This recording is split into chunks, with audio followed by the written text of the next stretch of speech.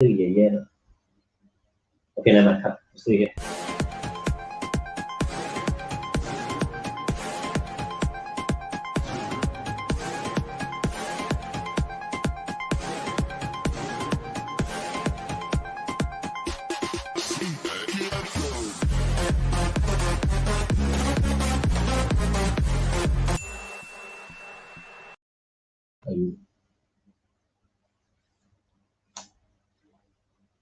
Evening, guys. Coming. Wow, about 36 people waiting for us. Apologies for the need to reschedule. Just now, we were in a video shoot. So Bobby is actually on his way home. So Hannah and I will be holding the fort today.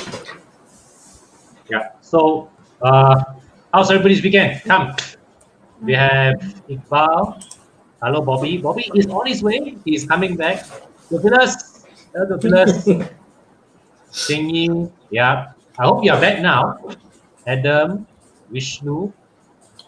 Bobby is on his way back, okay? He'll be joining us in about half an hour. So Tana and I will be fielding questions first. And Holding the fort. Yeah, holding the fort. Carlson is here with us, Calvin is with us. How's the weekend, Tana? I understand you had a very eventful weekend, huh? What happened? Weekend? No, I was at home, I think. Very quiet weekend.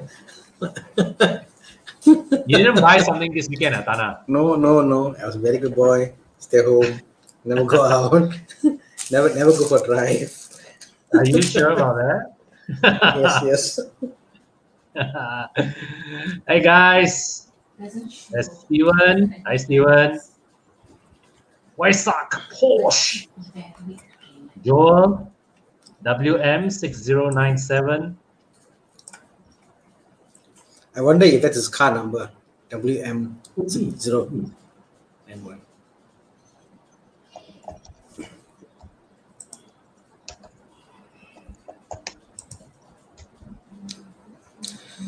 Okay, guys. So now the week. So what's happening this week? What's new in the world of cars? Anything happened, Bobby? Sorry, what? Honor. Sorry. Well, the thing is that I can say that there's no car launch per se as of now, but I can tell that it's a busy week ahead, and basically it's the economy is restarting, right? Yeah, that's his number, Breve. Yeah. I mean, things are opening up. I think we can see because, like today you had the shoot that we had to go to.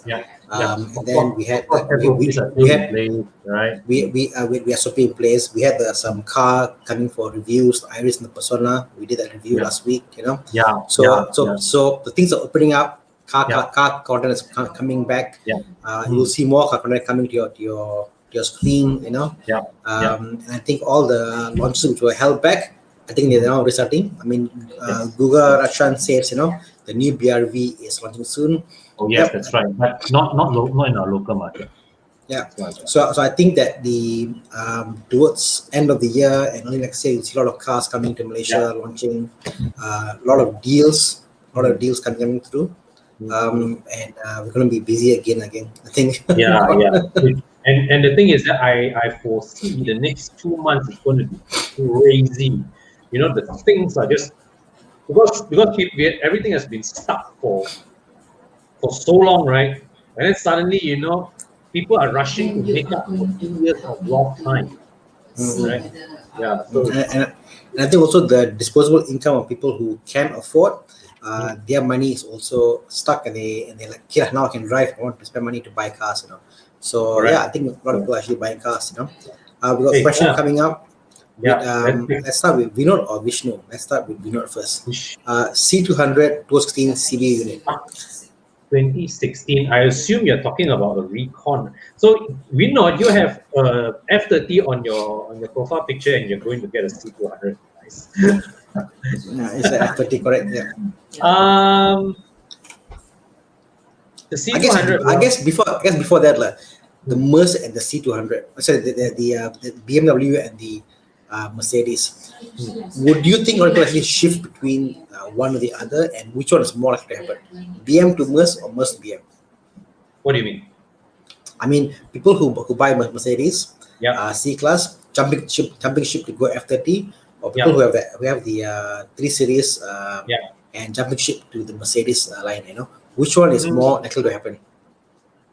Well, I know somebody told me that their neighbors, after buying the C-Class for apparently the story was that this was a BM owner for the longest time. Then the first saw the new this C-Class, this generation C-Class, right? Bought the C-Class, and after two, I think about a year or two, right, the fella went back to a 3 Series because of the way the car. I think it's because of the way the car drives. Personally, I think the C-Class is a much prettier, much more upmarket looking car compared to the 3 Series. The 3 Series, right, the interior, especially if you're talking about the F30, right, Dated. it's not dated. It's not dated per se, but it's a bit, I don't know. I find personally for the price segment, the Mercedes just kills it. Like the Mercedes interior is so much better. I think that, I mean, the comment here was Vinod has got a picture of a F30 on his profile picture and talking about the C200, and I think that there are some BM owners which are kind of bored with the interior and they are going that route. But when it comes to handling, people come back also to BMW because the handling they find is better than BMW. It's a different look, like, So I think if you have a BMW and you go to a C-Class, I think it's fine. It's a different look and feel, it's just a different driving experience. To try, actually, if you are interested. Well, Vishnu, the W213 facelift is already launched in Malaysia. Already launched in Malaysia. So it's available as an E200 and E300. You can go check it out in any Mercedes showroom nearby. Okay, now here's one SUV question. If you can afford the new Harrier, should you go for the CX-5 Turbo and save 70K? I would totally go for the CX-5 Turbo. It's more powerful. It's way more powerful. It's the Harrier, to me, the looks is there, but it looks very like that. Like, it's the same. It's the same flavor to it. The CX-5 does still stand out. Yeah, but of course, the Harrier has the Harrier name itself is something of a brand. When you drive on a Harrier, right, you're automatically seen as in the same level, perhaps, as somebody who is above an X1 owner, but maybe just about knocking the door on the X3 segment. I see what you mean. I mean, you drive a Harrier, they see a Lexus. Yeah. But you drive a CX-5, they see a Japanese car. Correct. Well, hey, Harrier is also Japanese, right? Yeah, I know. But the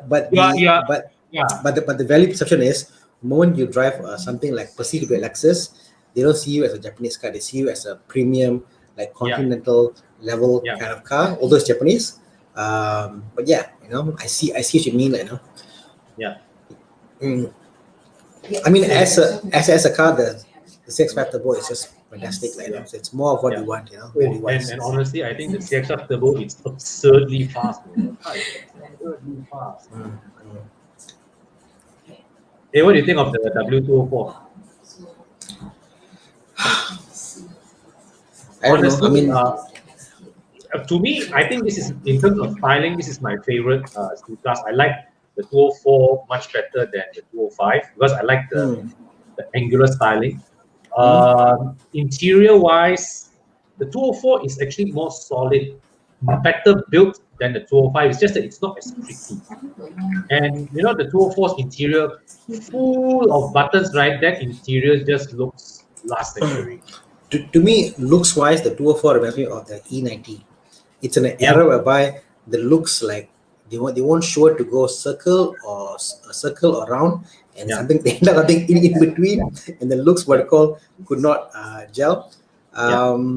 So I think as a car it's okay, but I think it's easier a car you park and you look back and wow,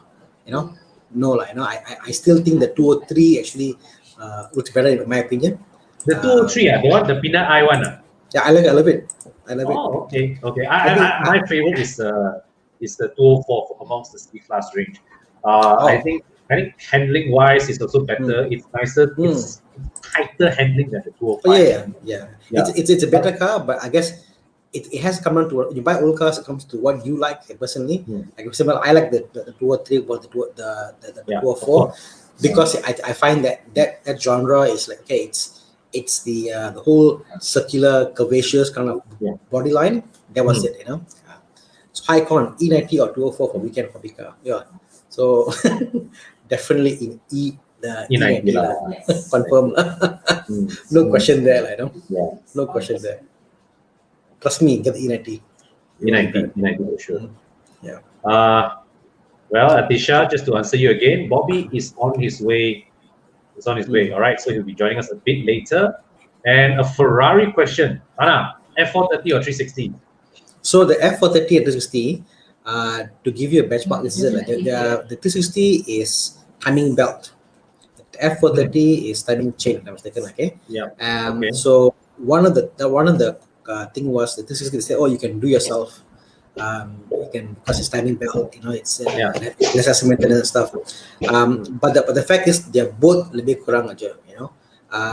Prices wise, I think that the F430 is a better bargain because in Malaysia the prices are about the same.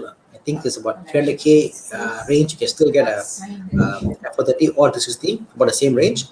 But in US, F430 goes about $100,000 US, which is about 4,000 ringgit.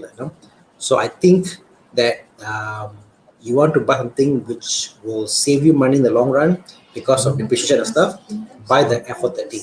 The 360 just feels a bit like in between the modern looking F430 and in between the more squarish older generation, like the 355 and all the range. So, but the 360 is a fantastic car, because in Malaysia, 3.3 liter, your road tax is affordable. It's fine. The only problem with the car is that it's not a super powerful car. It's easy to maintain, and the styling in front. You see the front of the front fascia. It's like in between, like how we spoke about earlier, the E90 and the 204. I find that the E90 is in between of the curvaceous looking cars towards the more more sharper cars. And then same thing with what we call the 204, the beam light with the more like angular, sharper, aggressive lights, And then so these are in between models when they were not sure what they want to go through. So the 360 was an in between look, if you ask me. It was in between look. I get what you're saying. Yeah. To me, you want to buy a car that's polarizing. It has to annoy people. People must be annoyed by it. People like, wow, this is left or right, In between is, it's a bit hard to sell. It looks the age. It looks the age. For me, between F430 and 360, I think at the end of the day, right? First, this is down to a matter of preference. Definitely. If you have to choose, I think the F430 may be a better call because at the end of the day, especially if you're accustomed to a more contemporary car, right? The F430 is still the more modern and more refined. No, but both of the interiors are also lebih kurang old school. Also, the interior lebih kurang is old school. So, what defines F430?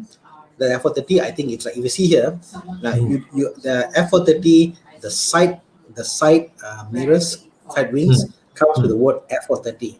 That itself is iconic. Correct. It's an iconic look. It's like it's something. I think the F430's looks has aged so well, man. You put it next to a present day Ferrari, right? It still looks the part. I mean, unless you have like a Scuderia 360 or something, a very special edition 360 as a Spider, something unique for 360, get 360. If not, you know what? F430 every single day. It's about the same price. Timing chain. With the timing chain, it's more hardier. F430 was one of the F430 with the both are one of the more highly sold Ferraris they ever made. So again, it's actually Ferrari. The word Ferrari and the word Hardy don't really go well in the same sentence. Well, I mean, if you don't do launches, Because I've looked into this buying these two cars, like, you know what I'm saying. If you don't do launches and you drive it well and all that, you know what, it's actually a very reliable platform. You know, actually, right. All these hard launches, they really put a lot of stress on your car. They put a lot of stress on your car because you from idle, you suddenly go full throttle, right?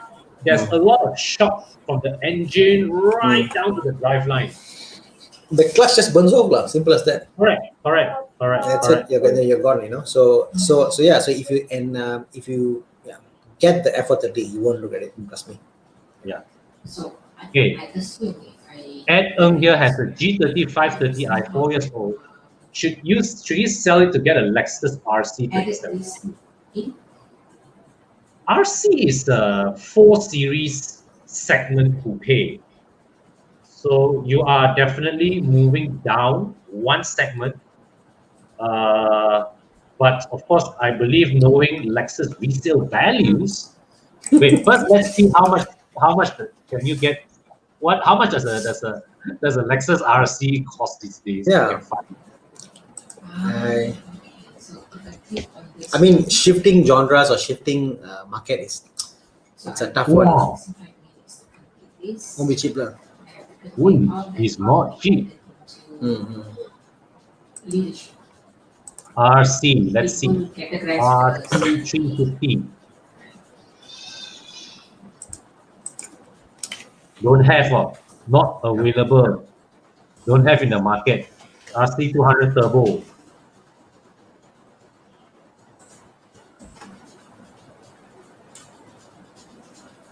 Don't have. So you go from a 5 Series to an RC, right? Basically, it's up to the buyer, the seller. RC 300, it's 277,000. Wow. Okay, that's fine. 277. Yeah. Wow, not cheap, huh? Not cheap.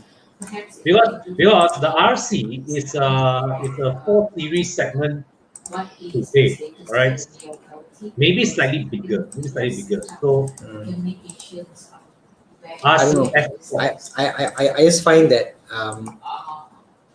if you want something more sportier, the Lexus may not deliver what you're used to in the BMW. Yeah, true. You know, even though you're moving from a sedan to a coupe. Yeah. Oh, I didn't find this. Yeah. But honestly, this does look more expensive than a 5 Oh, yeah. Series. Yeah. This looks more expensive than a 5 Series. Right? Okay, come. Let's take the next one. Is the A250 sedan worth it? I wouldn't touch it personally. I suggest you wait for the CKD one, see if it's cheaper, then only you consider that. Which one generally handles better, a Mini or a Golf? The Mini definitely gives you sportier handling, but the Golf is the more complete package for day-to-day use. Yeah.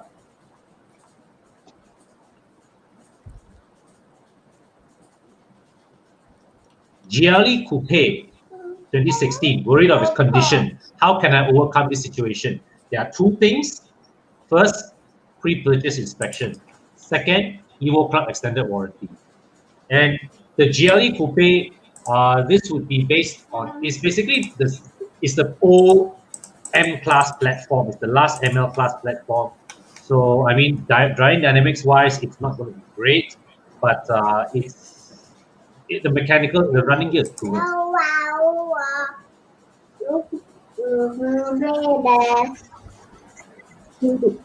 Use Countryman. Which year is the better year to go for? I'm not a Mini person. Yeah. Bobby's the Mini person. The R56 generation is the one that I think has the best driving characteristics. Right? More fun, more engaging dynamics. But the current Countryman would be the one that that is the more complete, more practical choice of car. From an engine perspective, so the 1.6 are all the Prince engine. Yeah. And then the 2 liter is all the BM engine. Yeah. Oh, if reliability wise, right, confirm the new 2 liter is better than the better diesel. lah, you know. Sure. So I guess if I was a person looking into buy a Countryman, it'll definitely be like a 2017 onwards, 2.0, you know. That'll probably be the more reliable option lah, I guess. Correct. Yeah. And also tuning wise is better. So maybe a 2017 Mini Countryman, probably what I will take lah, you know. Yeah, because at the end of the day, right, I think when it comes to Tana, you do your tuning, right? When it comes to tuning potential, you still can't argue with displacement, correct? Correct. I mean, displacement and also certain engines are just good lah. Like for example, the Golf 1.4, fantastic engine. You know. Yeah. You talk about you know the again this Countryman. Sorry. How are you? Sorry. Yeah. I just showered. Sorry. No worries. Oh, Yeah. So the question was here, what Countryman should you get? What year onwards? Would you recommend this generation Countryman, or would you think the R56 generation is? I would try and get the latest one. I agree. What's the And price? this- The latest one? This is well, let's just see here. The cheapest that we can find. This is $147,000 for the 207 No, but this is model. not 2.0. This is the Prince engine. Okay. The 2.0 cannot be that cheap one. Yeah. The latest one is here. 219, 17 also. 17 lah, isn't it? Is it? F60. What? This is sold by cheapest lah. Second, Wow. 219 is 190. So If you talk about high, man, the price. 218 onwards, it's 199. That's it. Yep. And then for 2017, 270. 2017 onwards. No, but Tana, you're not starting by Yeah, I did it. Wow. Yeah. Cheapest 2017 is what? Oh, no, this is 175. Around here. 170-ish. Yeah. 30K difference, get this. Yeah, Your down payment is only 3K difference. Yeah. Right. And you know, yeah, you get a more modern platform, a more modern engine, one that has far better tuning potential. Oh, this one stage 2. Stage 2 full 3-set. It's the BM Stage 2 rim. is new, but careful, lady owner. This one I a bit concerned now. Car enthusiast owner. Brother, yeah, okay. What the? This is epic, man. This end. Yeah, this will be good. You Can basically you buying a BM lah. share on and post on Horizon? Okay. Yeah. Yeah, So this I- new one is a lot better. It's a lot better. Interior, Yeah. soundproofing, comfort, Yeah. handling, Yeah. everything. Nice, man. 30K difference. Installment difference is what? 500 plus difference? Wow. 20 each rim, Bobby. Oh, If it's not your liking, you can easily change it. What? I mean, the guy pay extra for this rim lah, you know. So, but Yeah. yeah, fantastic. Yeah. So I mean, Yeah. if you see that kind of thing, right? Assuming if it's a good set of rims, right? If you like it, you can keep it. If you don't like it, you can trade it for Smaller something size. else. Yeah. So It's a I big- don't think that's It's a big car lah, really big lah. Huh? yeah. Really big. Very nice. Okay. Yeah. F60, go for it. Go for it. Yeah, man. C180 AMG Coupe or Mustang 2.3? C180. Oh, I think the coupe lah. Mustang It was coupe lah. Grey import, is it? definitely grey import. Definitely grey import. Mm. I would say my view is that the C180 is the safer choice, but the Mustang is way more. Why you say safe, Con? Huh? Justify your logic. Why safe? I was Mercedes, you can't go wrong with a Mercedes, me. Ford also reliable, okay. Ford also come bad, you know. I think the 2.3 EcoBoost is not bad lah. It's quite reliable. So I think the what I don't like about the Mustang is that when you see a Mustang, your eye goes towards the GT, and then when you see it's not as big as the GT, you feel the car is small. You know, let's check comparison. Wow, Chiang then power. Chiang. Wow, Jiang is well trained by HP, man. Chiang, I love you, Chiang. Yeah, we love you, Jiang. Good job, good job. I don't know. Looks wise, the Mustang is good, but don't try to be a GT lah. You know. For me, looks wise, also Mustang. Yeah, And yeah. the C180, can you compare the batch away? Yeah. But I mean, honestly, you may want to, if you are shopping, if you have the budget, right, I don't think a C200 or C250 coupe will cost that much more than a C180. Okay, if you are married, then you get the Mustang. If you are still single, you need to get woman, then you get the C-Class coupe. The Mustang won't get you woman. The Mustang get you boys. Or you could just buy the 5-liter GT in your dad. Oh, Same price. Oh. Don't don't like that, Tana. People looking at C180, right? The Rotex. The Rotex jump, they cannot, the mind cannot process. 90 ringgit Rotex or 150 ringgit Rotex. And it's like, bro, why pay 150 ringgit Rotex? Pay 15,000. It's funny, yeah. It's funny that the pricing of a 5-liter GT and the 2.3 is so close. Huh? Yeah. It's crazy. Yeah. Only in Malaysia. But which one would you get, Tana? You. If a Mustang needs a Yeah. Mustang and the C180. Mustang lah. Even the 2.3, I think is fine, honestly. Yeah, I'll get the Mustang. Yeah. It's not bad. Get the Mustang. Interesting choice. X4 or Macan? Porsche. I will go Macan lah. I mean, Yeah. What do you drive? Porsche. A Porsche. it's still at the end of the day, it's a Porsche. Yeah. For this one doesn't apply for BMW. Huh? It's just a BMW.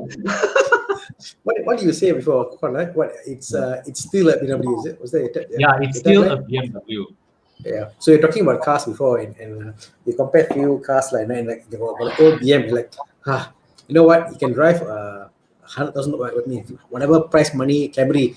Then it's a BMW, old BMW.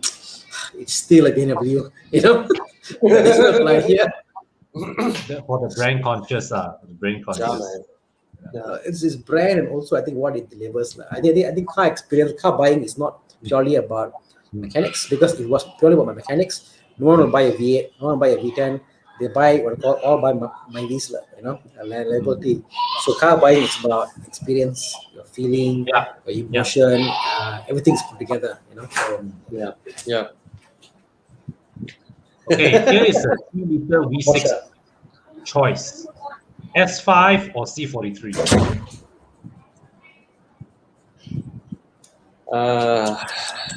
For me, I will pick C43. But what about you two ex-Audi owners? The S5 may be the more balanced, more competent. No footrest. Cannot buy Mercedes. I heard that from somewhere. I heard that too. Yeah, I prefer. I don't know, man. I think the C43 wins me over for its engine. Oh yes, that engine is brilliant. But the B9's 3-liter also okay lah. Yeah. I mean, I think the S5 is more unassuming. You think it's like nothing, and then suddenly see what shit the car can do, all these things on quattro and all that stuff.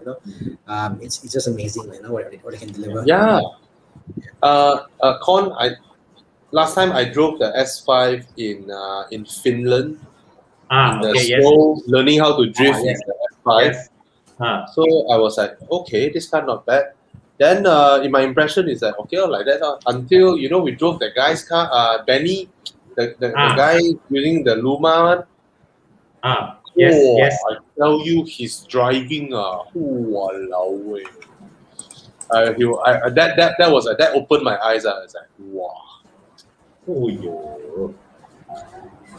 Nice. I cannot argue with the C Coupe's rear design. It's timeless.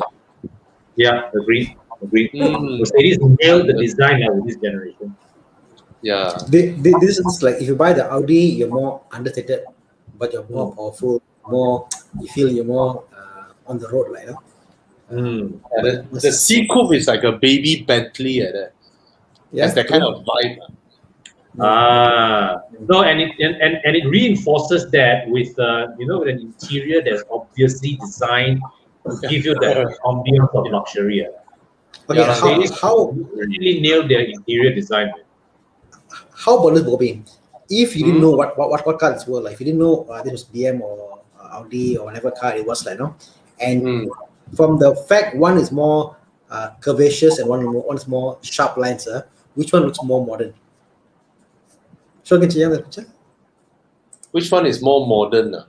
Yeah, I mean from a point of design point of view, like which era it came purely design perspective.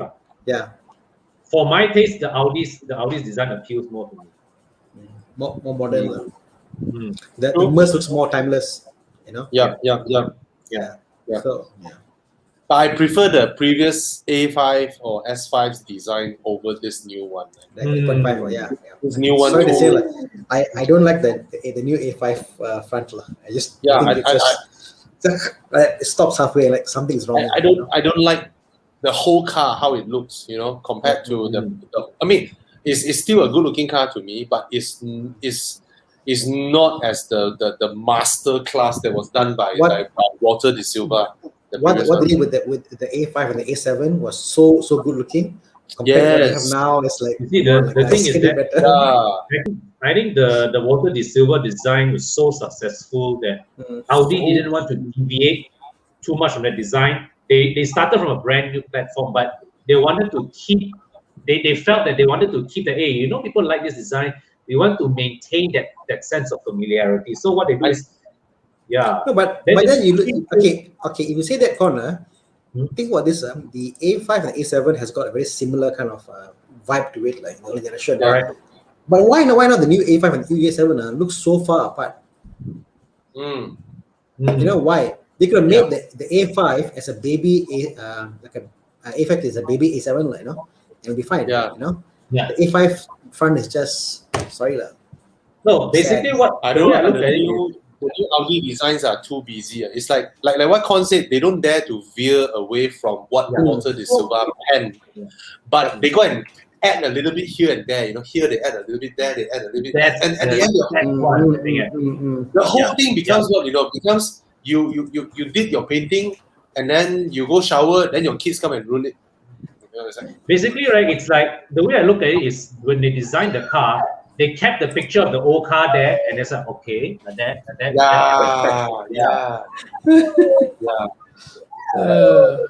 But you get either one is not wrong, lah. Either one is not wrong, lah. Good cars. Okay. What do you think of somebody who's thinking of paying 4,000 road tax for the first car? It's a damn good car, but the road tax law is. I don't think it's powerful enough, lah. What you pay. It's not powerful enough to justify the road tax.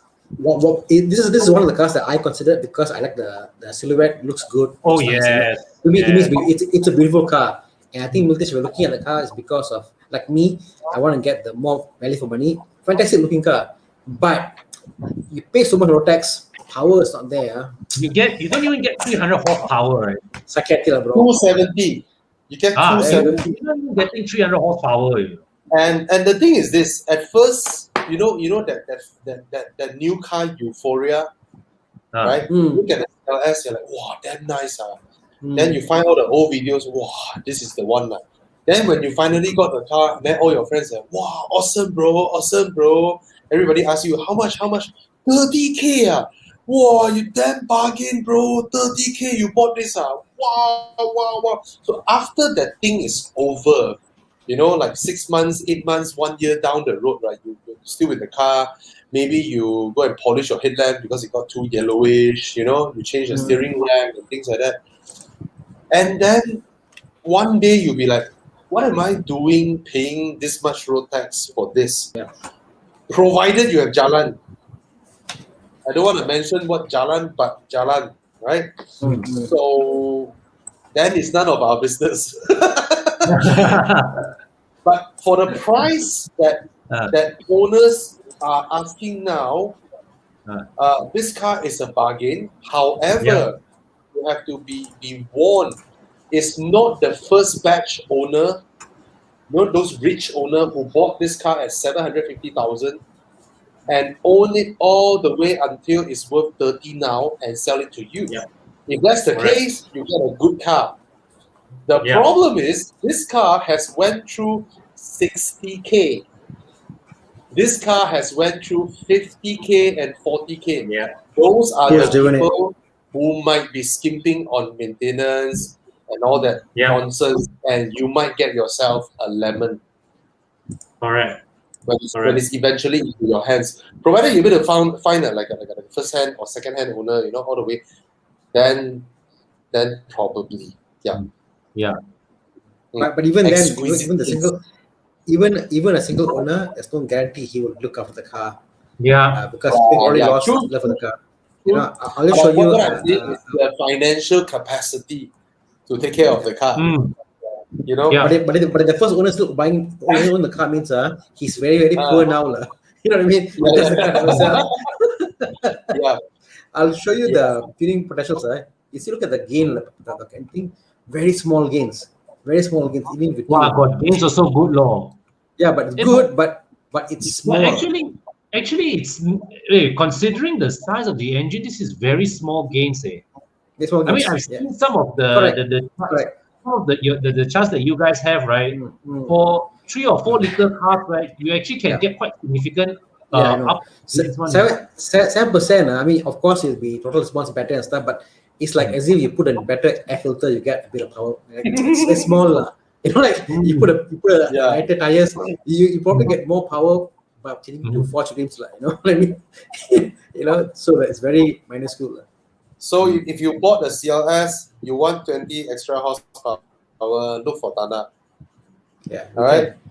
It's a representative of DNA tuning as well with my So look for Tana if you want to tune your car. If you want your car to have more power, look for Tana. And remember to subscribe to Tana's channel, of course, Con as well. More power and still reliable. Yeah. And so don't the first car activity don't. Yeah. Hey, Tana, over the weekend you did your show with Mike. You talk about non-GTI Volkswagens, right? Yeah. Yeah. So Govina Share asked, are Volkswagens from 2015 to 2016 goodbye now? Jetta, Passat. Oh yeah. I mean, especially if you get like a 2-liter E888 Gen 3 engines, they are already very good, very fantastic. Because I think past 2014, 13 there, when they had only direct injections, when they had port injections also, you know what? The cars are very reliable, no issue whatsoever. Go for it, man. Go for it. Passat is probably the better option. You know what? It looks good, handles well, very modern handling. You can't go wrong with a Passat, Yeah. Skip the Jetta, buy the Passat. Gearbox problem, no issues. A more general question. 80 to 100K range, daily basics, work and family car. Any recommendation? Bobby, let me ask you a different way. Yeah. What is, people ask the question like, I want a daily car, and I was like, what's a daily car? Because it's a daily car, a car that you won't unnecessarily carry all the things and it's small enough to go. Or daily car, if you have fun and when you get to your destination. Or daily car, something you can do everything. In case you want to bring your kids, in case you want to buy groceries, And if you think about that, how often people with, let's say your RX6, how often do you, that's your daily car, does you put stuff in the back, the boot, Yeah. Think about it, Yeah. you know. And I Very was true. wondering that, and even if you're a bachelor, how often people sit in your car in the back seat, you know? So it's like you could have bought, let's say, a very fantastic Mini, or you could have bought, let's say, maybe City, a new City, but you chose to buy a City because you want to be more practical, you know. So so I don't know, you know. I don't understand the logic of. I don't get the concept of what is a daily car. You know, what do you think of it? Daily car is really something for me. Something small, fuss-free, and You're not I don't scared to know. put mileage on the car, isn't it?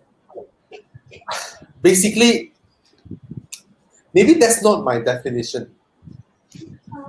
Then what is your definition? Maybe a daily car is like, to most people, a rental car, like you just don't need to care about it. You just whack the hell out of it, you know. Maybe that's what most people means, right? But for me, I mean, I only have that few parking lot. No, I don't want I don't want to waste it. But Bobby, you're true, bro. I tell you, Tana, Con, there were so many times where I drove my wife's car out, you know, just go to work, and then I didn't get engaged sports mode. I didn't go into dynamic shit. I just drive smoothly like that. And when you don't go into dynamic, you can't even hear the V8 engine sound. You just normal driving, you know. And that is the moment where I thought, why am I paying the road tax for this? Seriously, I could have gotten a. Bobby, I just want to point out that in 4 or 5 years' time, right, you have another 3 parking lots. Yeah, I mean that one just but I did fancy the idea. Every time I saw a Mazda 3 hatchback, then I tell myself, once it depreciated, I sort of want this thing, you know. It's like your balls out weekend drive or whatever. But sometimes I think like, oh, Mazda 3, really good proposition now, and then blah blah blah blah. Then after that I think, hey, 130K I can get an MX-5 ND now. 130, 140. Daily car. Yeah. I don't know. Con, what's your definition of a daily car? For me, a definition of a daily car is a car that you know I can drive around without.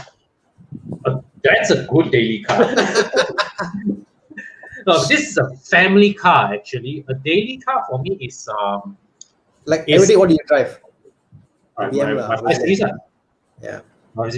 So for me, it's something that also I want to be able to enjoy chucking around, even to make my daily commutes more interesting than just a chore of getting from point A to point B. Okay. Maybe you're a good example. You know, last week when we reviewed the Persona and the Iris, right? I just had this thing that, hey, actually the Iris is not a bad in-town runabout, you know. Hey, it's a fantastic car. Fantastic. Right. Yeah. I mean, I became from Team Myvi to Team Iris now. So much alike. because I've been running Myvi for a long time, you know, and the build quality I know, but the Iris build quality, interior, seats, all that, wow. I think I'm so impressed. And improvement, right? Yeah, I mean improvements like not in the old one, but improvements like. So Con, question. Yeah. So you got 2 BMs like either time. You also drive the blue one. Which one is the bigger CC? Is the blue one or is it the blue one? The blue one. The blue one. The blue one. So you drive the bigger CC car around. Is there a reason behind that? Actually, it's because the last 1 month the silver one has been in the workshop. But the thing is that because of that, right? The last 1 month I've been accustomed to the power of the blue one, right? Now when I go to the silver one, it's like, hey, shit, this car feels heavy, man. Yeah. But Tana, I think I'm a weird anomaly. You know my daily, right? My weekend car is my BMW. But I think that to me the definition of daily is the guy asked the question about okay, I have 100K budget to spend lah. Then I think the budget to spend is regardless what you buy for, but it's what you're willing to drive. Because if you're going to drive, let's say Aston Martin Rapid every day in town, you're exposing the car on the road lah.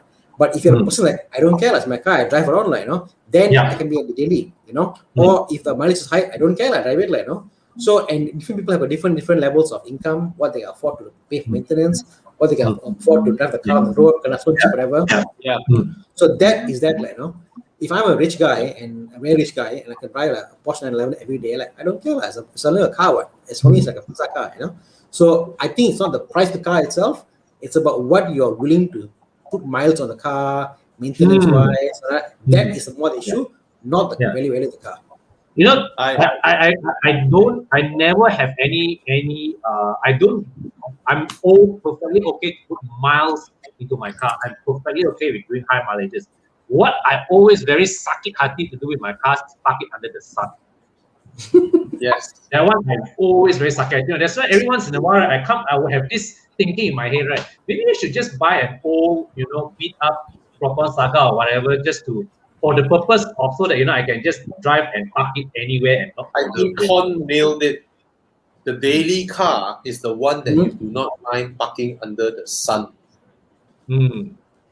I mind all my cars because I know all these cars, leather interior, all this shit, right? They deteriorate under the sun.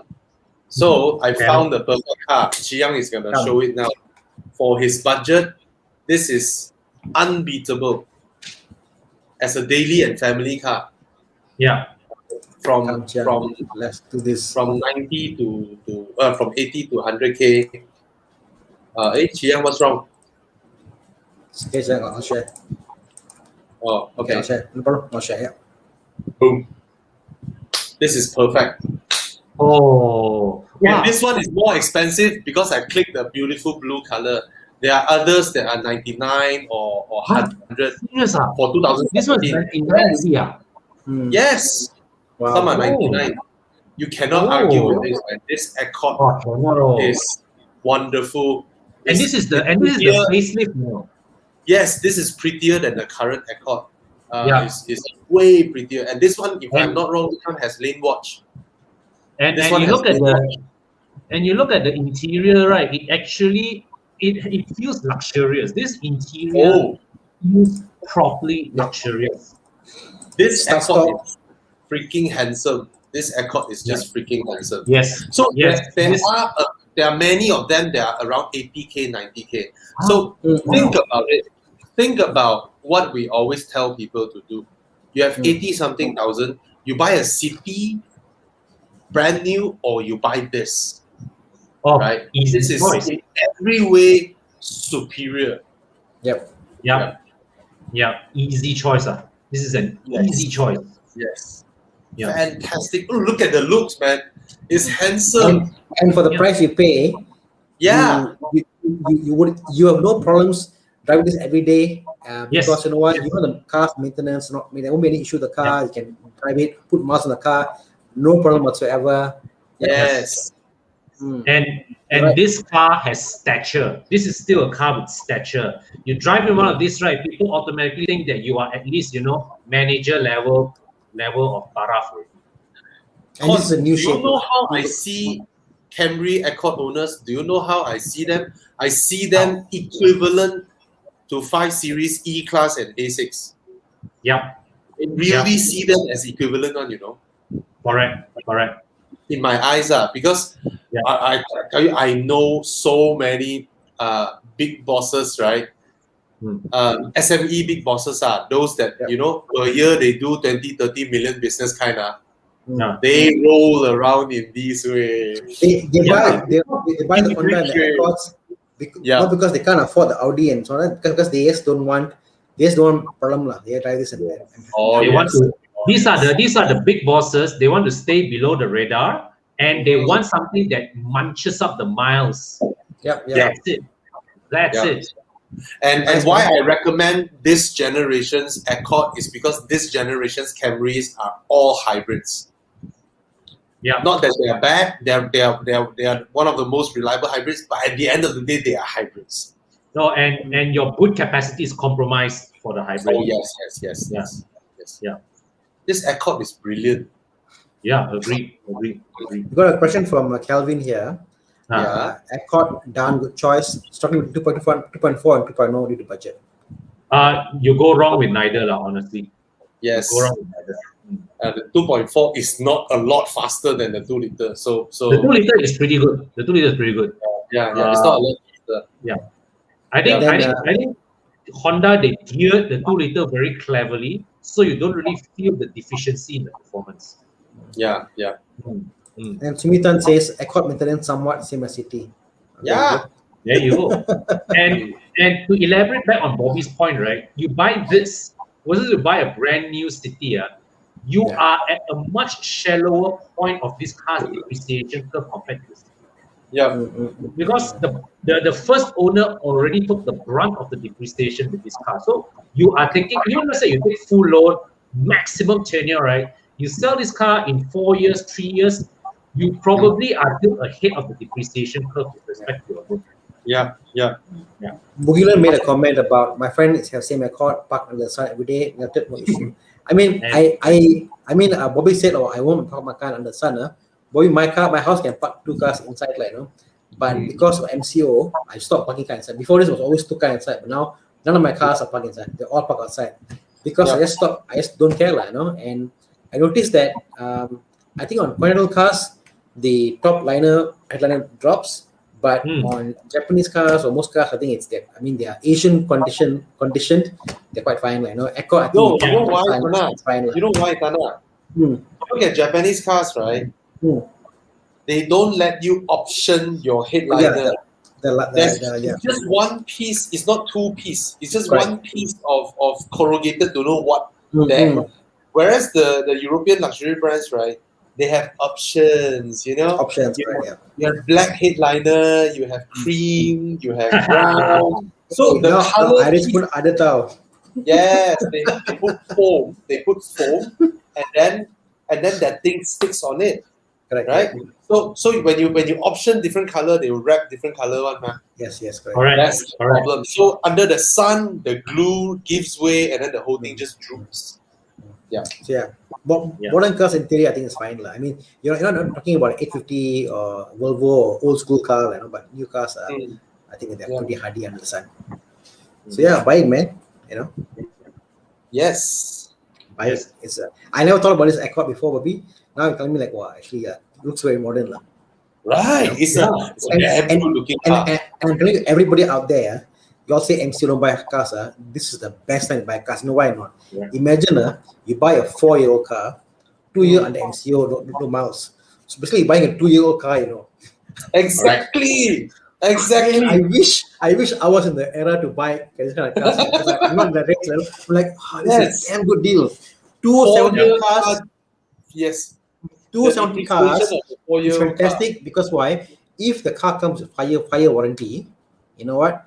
You can get the car before the warranty expires, claim full everything, do whatever you need to do to the car, and then move on, guys. Fantastic. All right. So nice. Okay, come. Let's come down the budget. Bring down the budget a bit. 50K. Weekend car. Cayenne or 630i? 630i lah. 630i lah. Weekend car. Cayenne. Your weekend what? IKEA. Go back. I mean, you must understand that the older the Porsche, the Cayenne, the more problem. You can have the car for the weekend lah. But how many weekends they show lah? If you only want one weekend, no problem. Go for it, bro. Buy it. Wow. This is epic, right? That is gold, man. Yeah, you enjoy the drive in the 630i more, and I can guarantee you the 630i's maintenance will be way lower than the Cayenne. Oh yes. Way lower. To give you an idea, I had to order my Porsche 986 hoses lah. Now hose on a normal car at game whatever will cost like 140 ringgit, something like that. The hose, the cooling hose on the 986 cost me almost 3,000 ringgit. What car? Which car? The Porsche 986. In Malaysia, it costs almost 6 ringgit for the cooling hoses and all the cooling, all the hoses and all that.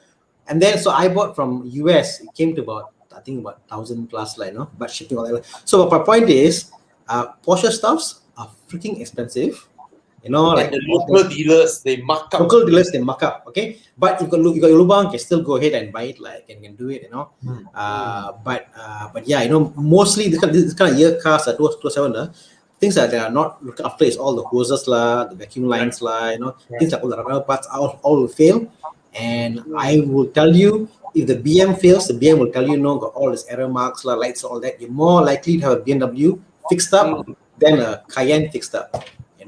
So buy the BM. Hey Chiang, find a M6 lah, prettier one. This one like Uncle Spec, right? Will be up. Because people ask about 630i ma. A 630i. Okay. No, like, Uncle Spec. Con is like, why you diss my spec? Uncle Spec is my spec. Today, Bobby, I almost bought a BM. Today, yeah. Today, I almost bought a BM. There was a BM for, I know you said don't buy BM old cars, right? There's a BM for sale, which came up. Freaking awesome deal. I told Con, got this car. I said, buy. So I put my name, I called the guy up. Within 1 hour, the car was sold, Bobby. What car is it? What price? It was an E36. It was 6K. And the guy, I think, got it from his mother. It was a 325, super stock, nothing modified, very clean car. He sold super cheap. Sold 1 hour. So my name was like second, third name. So I almost became a BM owner, sorry. What do you want to do with it? I don't know, but You just dress like me lah. You love paint, I love paint. No, but honestly, I mean, even if I buy it, do video and I sell back, I think it's fine, it'd be a good experience, but it was just so nice, So almost, bro. My dream, be a BM owner, my dream. Bro, can you find some other type of paint? Can. Buy property. Oh, okay. Oh, this one nice. Oh, this is nice. Yeah, this color nice. Oh, Quite a rare color. Nice. KY would agree. If Yeah, KY I actually like the back a lot, more than the front. Yes. Oh. Quite exhaust. Especially the facelift. The facelift, oh, damn nice. This one. Look at the rims on this car. My God. Yes. Is that something you are hinting, Bobby? The rims? Yeah? Is that a hint? Average lah. I wouldn't say I like it or what. It's not. It's one of those BMW rims that aren't ugly. Yeah, BMW rims. I don't know what's wrong with BMW. Their rims all look like shit.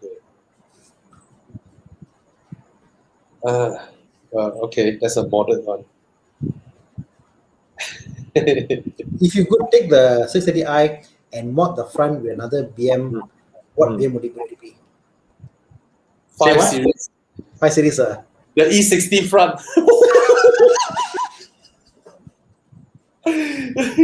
I wonder if anyone thought that.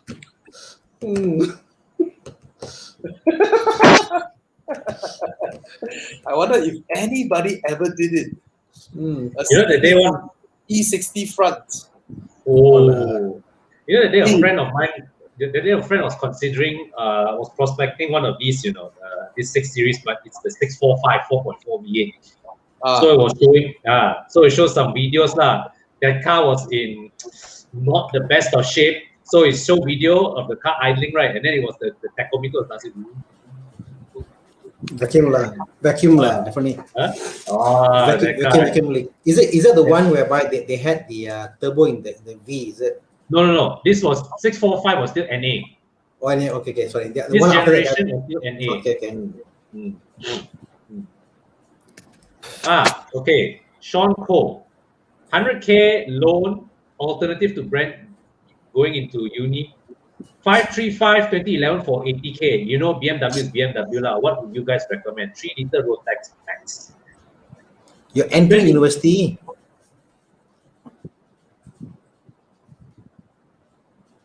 I mean, the reality is, 211 you can't get warranty. You're entering university. So if you say you can buy for 100K, the question is, can you afford the maintenance line? So I'm sure he can. But looks of it, he can. Then he already has a BMW in his profile picture. Hey, go ahead, because this car will hold its value. Yeah.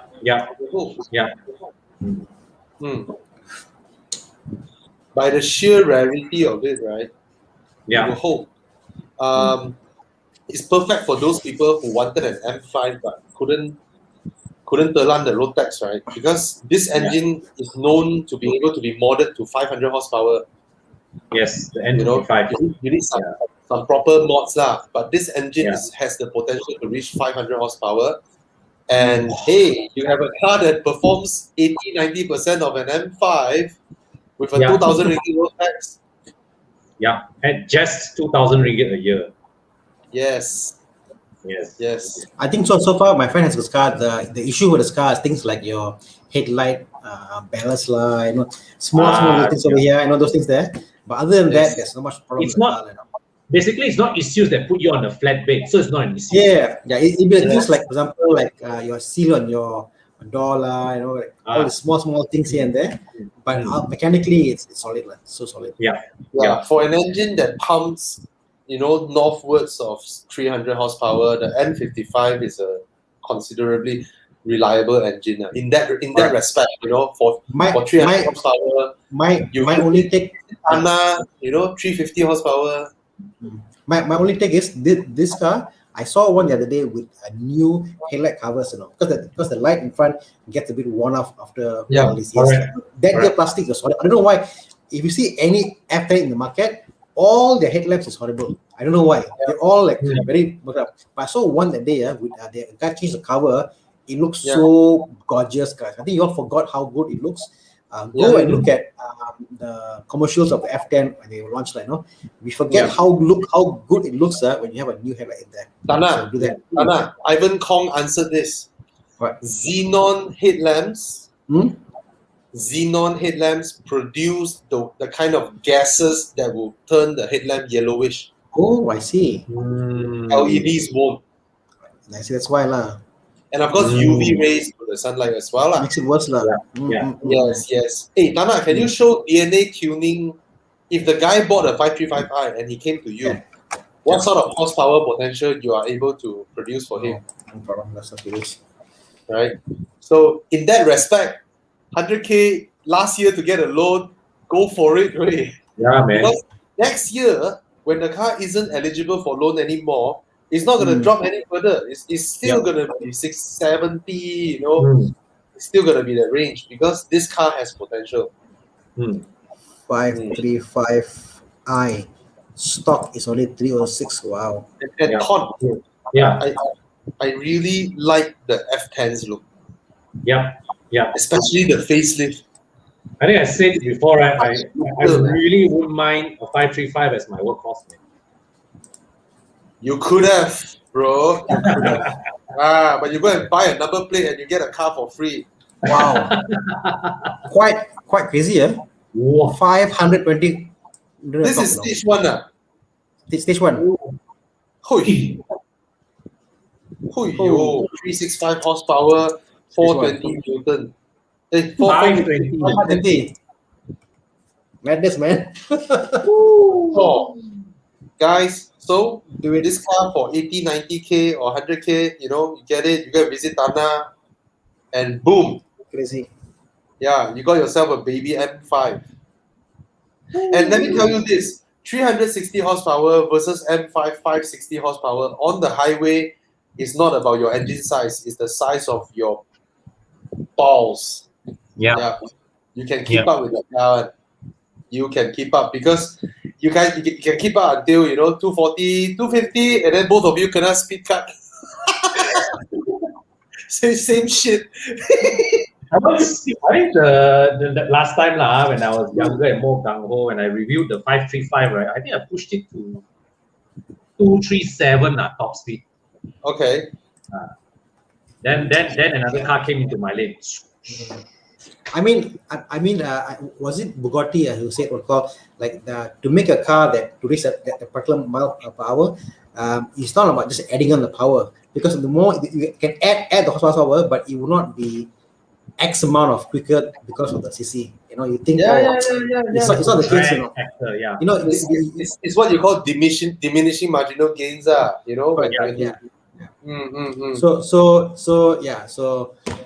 400 horsepower against 300 horsepower, the gains is nothing much, So, I just want to reiterate this. My wife drove the old A6 to 253. When we're heading down Singapore, she was bombing it where she was gunning it to 253. My wife. The fastest I remember seeing on the speedometer not on track is 252. Just 1 kilometer shorter than your wife. Also in an F10. Bobby, get this, a 535 tuner, the power on stage 2 is almost the same as a 550. Sing that in for a while. That's not singing. Yes. Turbocharged cars. Fantastic. Sean Korn says, thanks for the input. Speculating possibilities a bit. Go for it, man. Go for it. Go for it. Yeah. And you can come enduro. Your Vios cannot. Oh, yeah? See? There you go. Okay, come. Bobby, you need to fix something that you... Fix a dilemma that you created. Okay. I was fixed to get a X1. Countryman is is a way superior product than the X1. Seriously, even though both are the same platform icon. Yeah. I'm just amazed how BMW can have a much higher quality cabin than the X1. It's like every way.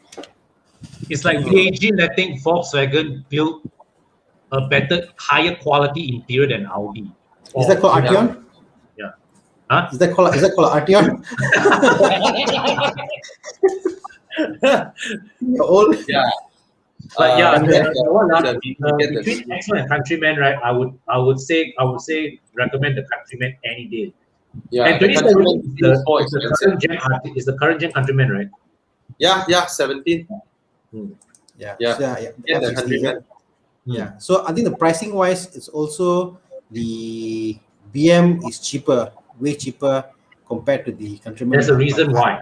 There's a reason why, exactly. Can't you remember all of us at Sepang, we stepped into the X1, then we came out from the X1, we stepped into the X50, the Proton X50, we felt like an upgrade. Yeah. Everybody was like, oh dear. I think it was you who told me, right, when we reviewed the Countryman or one of the mini products, we actually felt that, the quality here is better than a 3 Series. Yes.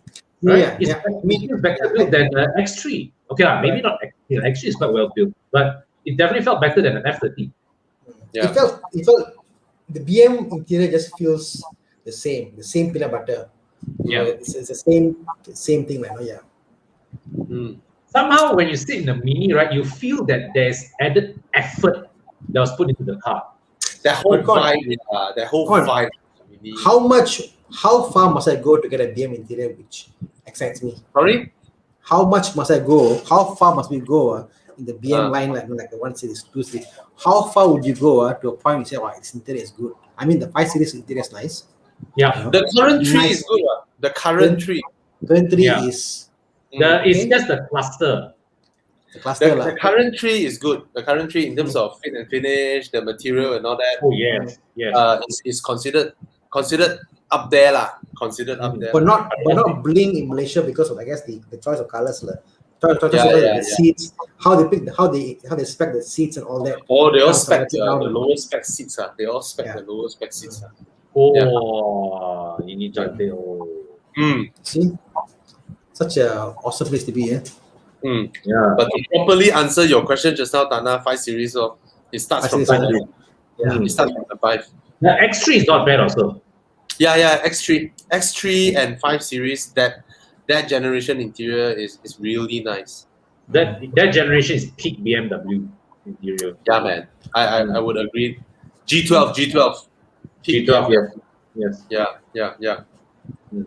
Yeah, the current 8, I'm like, don't know. No, now the current gen BMWs, right, is the same gear and iDrive panel from 3 Series all the way up to 8 Series. They're differentiated only by the materials on top. And that's only because the 2 Series wasn't here yet. It's already here, what? Same panel, Yeah. is it? Is it in the whole thing. No. The 2 Grand Coupe is a different one. Oh, okay. 2 Grand Coupe. Daniel says, I just repaint my F10, good as new, can go on 10 years. Oh, yes. I think the looks just there. Oh, yes. Still there. The looks Still just there. last. Yeah. And again, I saw the lights, but guys, please, the lights, like, it just looks so good with new lights. Yeah. Amazing. Come corn, drive my 535i stock. Sure, Anytime. Poison. Must buy it. You sure, Sharo? Con has driven many 535i. He also driven many M5s, Porsche, Ferraris. He still wants a 39 M5. Yeah. But as I said just now, I really won't mind a 535 as a workhorse. Okay. You want to do a question about BM? I'll say Merc. Yes. 220. Wow. 220. Okay. First thing, if you buy one, you let us know. We've got one of our Evo Club members who is expert in fixing air suspensions. Wait, which one is 220? 220 is the. Ayo. I mean, provided you really like pain, I don't know, man, bro. Notorious way. This S class is notorious way. This is when you fight Lexus lah. Isn't this the one with the fingerprint scanning start button? I don't think they had that in Malaysia, did they? It's in the gear lever. Sorry, man. I would avoid this S class like a plague. I've seen so many. We've seen so many examples with collapsed air suspension. It's no joke. I would avoid this. When this was new, I remember people talking about the fact the ECU fail this that electronics, So yeah, I don't know. Yeah, I don't know, man. Provided this guy is an expert in this, but I wouldn't. I wouldn't. Man. Yeah, even the S280, the base S280 also is quite a risky purchase. Oh. Let me find that thing. Where is it? Isn't it this generation where they have that biometric one? Yeah, I think so, but they have it in Malaysia. On the door, isn't it? Huh? On the door, isn't it? On the door. On the gear lever. Gear lever. Yes.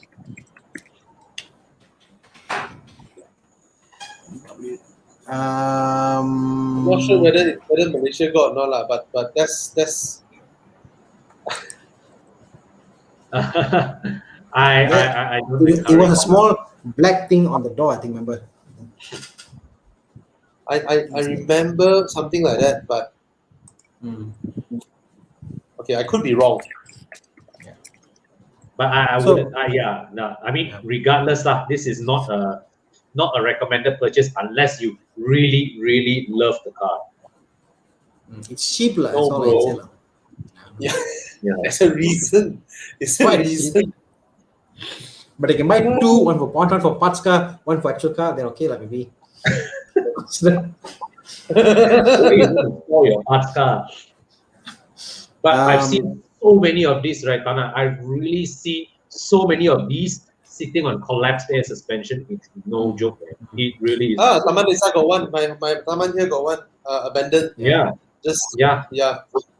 Yeah, it's just they can't afford to keep the car up, because you see, this car is depreciated to a point where the owners who can afford it cannot afford to fix the car. Yeah. Right? Yeah. The first Even owner who bought the car at brand new price, the floor is rich, air suspension cost, maybe what, 20K to fix, not a problem. But the fellow who bought the car at like what, 50K, 30K? Every time I see this, right, I just tell myself, oh, this looks expensive. Wow, low rider. But at the same time, corner, at 24K, this is 24K by the way, 24K. Okay lah. If you say every month you depreciate 1,000 ringgit, you use for 2 years, you're happy with this car. Are you sure 1,000 ringgit is enough? No. You say 24K for 24 months of ownership. After that is scrap value, and maybe But yeah, I think if you want to keep this car, the interior definitely is one off. Suspension must be changed. There's about 12K there for suspensions, got to do conversion. It's not that powerful by today's standards. In interior, I think you're better off buying like an Accord. Probably look nicer. If I must get this, first thing I'll do is de-spec the air suspension. Yeah. No lah. I mean, there are much better ways to spend your money. Don't lah. Yeah. I mean, if you buy the previous gen S class, what is that called? Oh, nice. The 140, the one that came for Enduro the time. Yes. The Police one. That one looks badass, right? Yes. This one you slap on a big rim. Yeah. This one looks sorry ass. It's like. Yeah. Especially when it's sitting on collapsed air suspension. There are much better ways to spend money. There is a 280 version of the car for 12K. Bro, Tana, Con, let me just say this. The same generation, that around that generation, right? You have the E38, the BMW E38, right? And would you recommend anybody to get the E65 over E38? You look at the E65. It's the same as this W220, And this is the only S-Class that lost out to 7 Series. And it lost out to a 7 Series that looks like this. Looks like the E65. Okay. You got the pictures, is it? Is that? No. Chiang got. Yeah, anyway. The E65 7 Series is like. Those are going for chips now too. Huh? No, that car looks like Chris Banger had an argument with the top management and just send them this one as the final file. And then next week, Chris Banger is like, "Wow, they really productionized this? Okay." Wow. It was a joke. Yeah. I think Chris Banger sent it out on the 1st of April. E38 lah. I just look at the E38. It's like Well, surprisingly, Bobby, also 12,000 ringgit. Oh my god! For a full car. Can you imagine? 735. 735 is the V8, I think. No, 3.6. Yeah, but it's a 3.6 V8 if I remember correctly. It could be. They have some weird V8s. The E38 and the E65 right had some weird engines one. They had like a 3 tell me about the weird engines that BMW has, bro, during the era. Stupid engine strategy, just outright stupid. 520, then 520 got 2.2, right? Yes, then 523, 525, 528, 530, 525. Stupid. The what you call that? What they had a 3-liter V8. Oh my god. But you know what, right? There are a lot of people in the BMW scene, right? They bring in the 4 point whatever V8s and they do some magic on the paperwork and register this is the 3-liter V8. Magic. But still, would you buy it? What? For 12K, 14K? No. Tana, we will unfriend you. Please don't do that. So no. I'm trying to bring the context here. The point is, even if you remove the concept of is cheap protector, even then it's not worth getting. That's the point I'm trying to make over here. Correct? Yeah. Don't get it. Don't get it. Thank you. I'm not making a point. Please don't. Oh my god. Imagine we go Uluyam, right, Tana? We go Uluyam, and then you are in the E65 behind me all the time, looking at me through my rear mirror. I'm like, bro. The pinnacle of BMW design. Oh my god. Hello. Okay, I'm getting too noisy. Okay, you close the door. Sorry, I'm sorry. Yeah. Oh my god. I cannot this one. Is this uglier or Multipla? Hey, Multipla is unique. I tell you, if I get a cheap Multipla, I will buy one. Definitely. And you look at the A8 of this generation, bro. The A8 of this generation. Yeah. Oh, How is it that people look at the A8, look at this, and look at the S Class and thought, I will skip the A8. Exactly. Exactly, bro. The A8 of this generation, right? Huh. Marketing works, I guess. Bro. Sorry? Marketing works, lah. Baller way. This generation A8, the way it looks, before the big grill. Oh, I tell you, this car looks awesome shit way. Let me find a picture. Can I find a picture? All old cars pictures, all low res.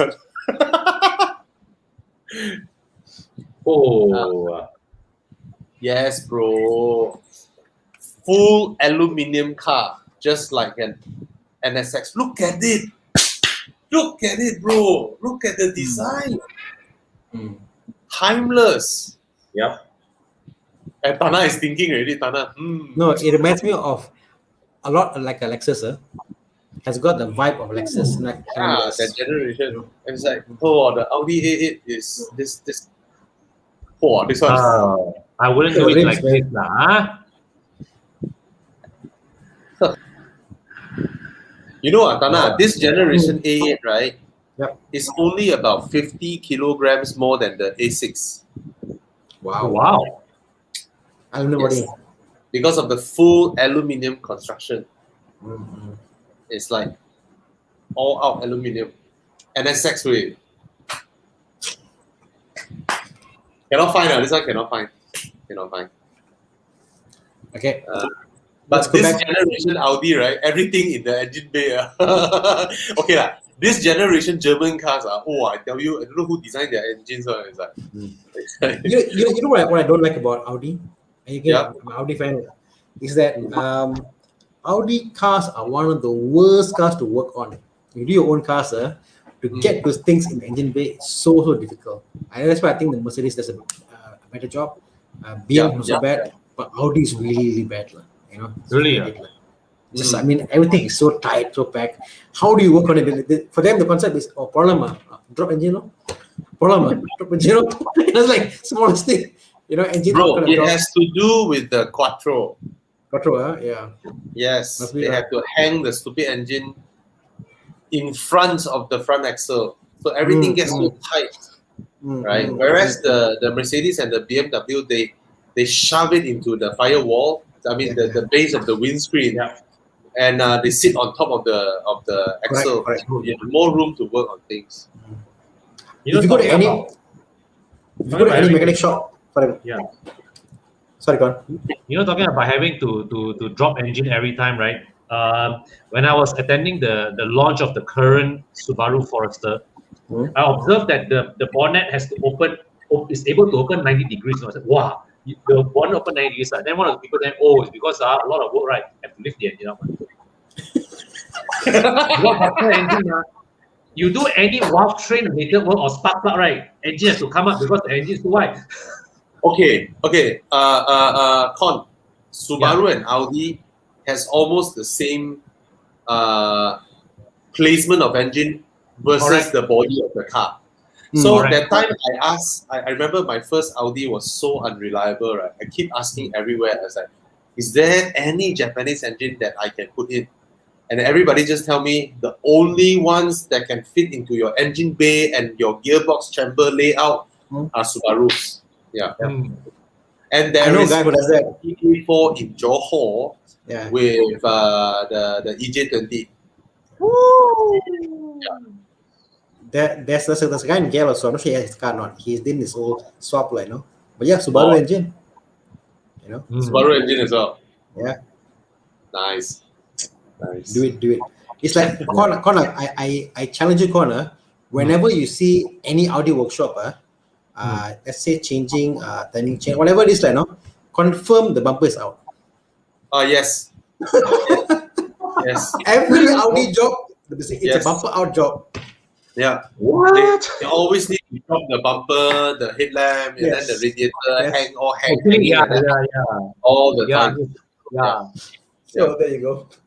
Ouch. So that's what irks me about Audi maintenance. Okay, one pin asked questions. What maintenance issue to expect for a 6-year-old F30 32i? I think we should record this and play again. Go on. Timing chain guide. Cannot lari one. You just assume it's going to break. Timing chain guide number 1. All the cooling pipes, cooling hoses, check out. That one is wear and tear. That one is standard wear and tear. Other than that, I think it's very reliable. To me, if you're buying a 6-year-old this kind of car, right? You don't even need to look at whatever nonsense are. Just get the car inspected and then you insist, right? You don't need to ask, should I? You just insist. You change all the freaking fluids, right? The transmission fluid, the engine fluid. Whether the guy say, hey, I just changed the engine oil, you don't have to change that. Don't care, I don't trust you. I changed everything one shot, right? Change the engine oil, transmission oil, brake fluids, steering fluids. Change all this, your axle fluids, your aircon compressor fluid, Just get all those changed. Your aircon filter, your every single filter you can find, your fuel filter, all this get then changed. And if your budget permits, change all spark plugs as well. Just 4 spark plugs. One spark plug is 90 ringgit, And when you change your spark plug, if your budget permits, again, one coil pack is 120 ringgit. Change the coil pack as well, and you have a fresh car that at the back of your head, you know what you have changed. You can also change the battery. If it's 6-year-old, change the battery as well. Check the brake pads. You get all these wear and tear stuffs out, right? You have a fresh car that you remember what you have done. Correct. Agreed. And F30, I think that's the mark when they change to the B40 engine. It's a newer engine also. So, but 6 years old is still N20, I think. I think it's 214. I think 214 is changed. 6 years. Yeah. The changeover point was the changeover to N20 was in 214 around there. End 2015. End of 2015 or 2016. Cannot be earlier, Con. F30 introduced in 2012. Like 2 years, they facelift change engine. Yeah, correct. 3.5 years. At least 3.5 years. Yeah. I remember it was, I think 2016. Yeah. So it's possible model, but arrived Malaysia 16. Correct. No, actually, I think it was just before I left Auto World to join Carlis. So it was when did I join Carlis? 2016. You joined Carlis you joined Carlis quite 2016. Yeah. That's when I come out. That was the last. That was the F30 facelift was one of my last assignments before. Yeah, I pull you into Carlis, then I left. Yeah, it's funny, Bobby was the one who hired me into Carlis, and then when I report to work, right, he said, "Oh, I resigned already." Huh? I cannot tell those staffs, I cannot tell everyone under, right? Yeah, of course. So one pin, if you can buy the B40 engine, buy the newer one. Yeah, and anytime. It's not resigned. My contract is up a year ago. They asked me to stay. 1.5 years ago. They asked me to stay 1 more year. Yeah. After I stay 1 more year, they asked me to stay another 6 months. Yeah. And to me, I just want a cut-off point in January 2016. Alright. Yeah. Wow, I got a question here, which is so changi, so scary. 124 caught fire. Should I sell or rescue? Wow. Well, still rescuing.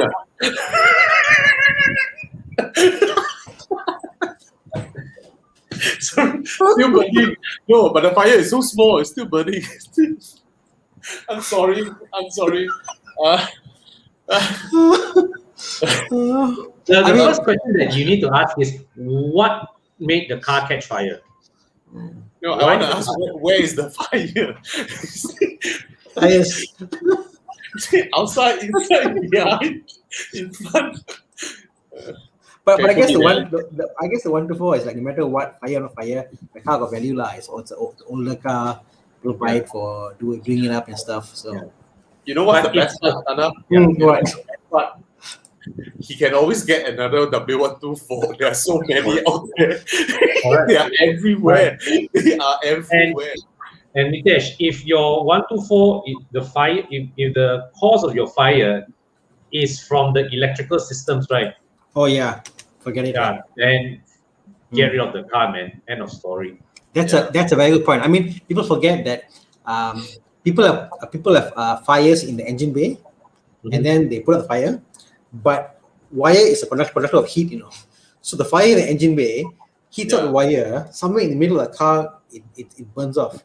So if you have the car, once in a while when it's hot, got problem, then cold, okay. Then you figure out, you spend years trying to fix it, like, you know, and you never solve it. You keep going on and on, you know. So what fire is that very important? Where it began? Are you going to put the money in? The fire is you so I go and put firecrackers in the car, then that one different story. You mean amps lah. But yeah. A lot of times also sometimes people who do wiring mods on the car and it was not done properly, that is a very, very easy cause of fires. It all comes back to, I said, it's unlikely the fire is because of engine, whatever. It's because of wiring. And it's wiring where it is. If the fire happens in a way that there is a thing to isolate the power and cuts off, then okay. If not, I'll think twice. You know, maybe you should just set off and go. You know. Okay. Daniel Zamri asks, what is the best? Okay, sorry. No, okay. I did yours. No, it's okay. You can do it. This is more boring. More interesting. Can we see your question, Bobby? It's a question. Okay, what's the best car for high cruising, 180, 200, effortlessly, not tiring? Any car is okay, ma. Rolls Royce. Yeah, what? He didn't give budget, right? Yeah. Effortless and not tiring.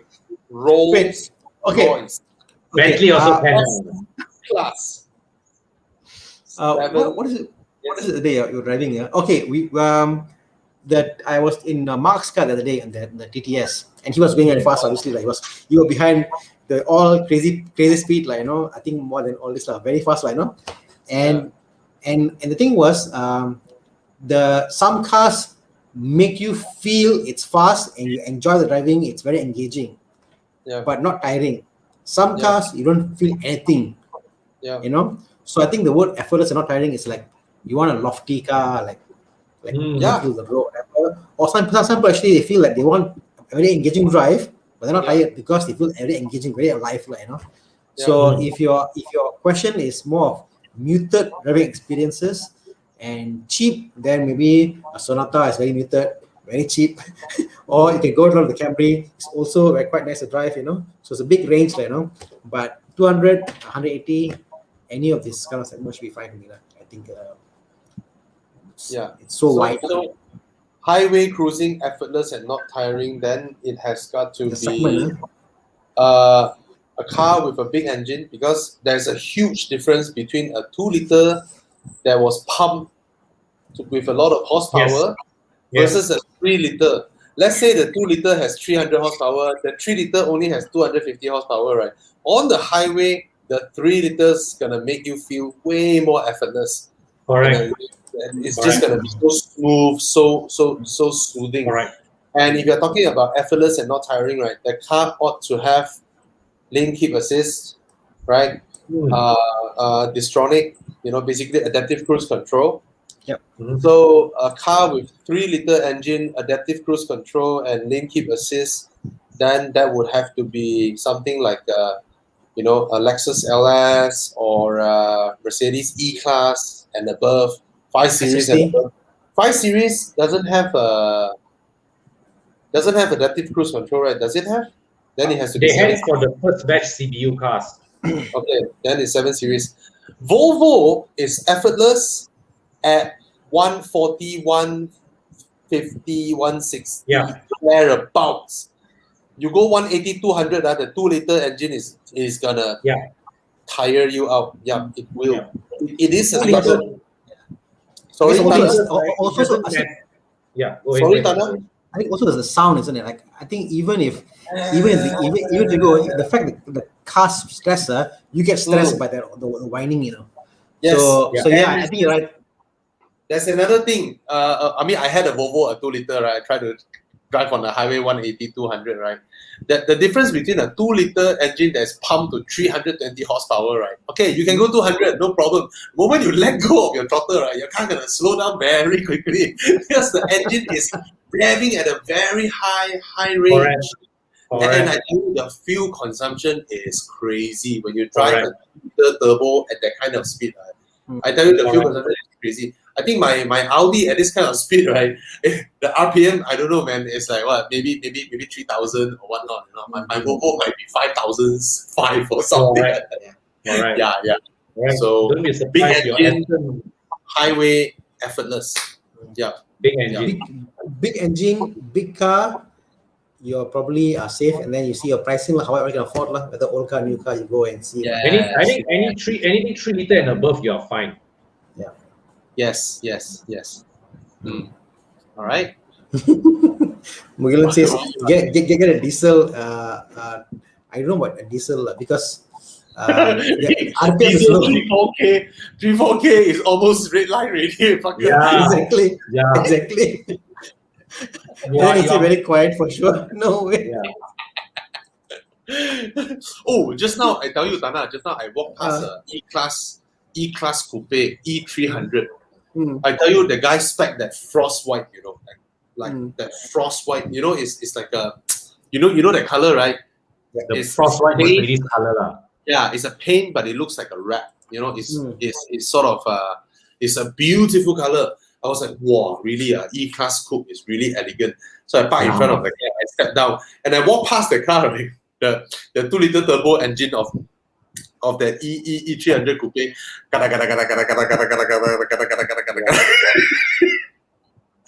You know, the sound, right, made me, when I walk past the car, my mind is like, E-Class Coupe got diesel. Okay, maybe UK spec.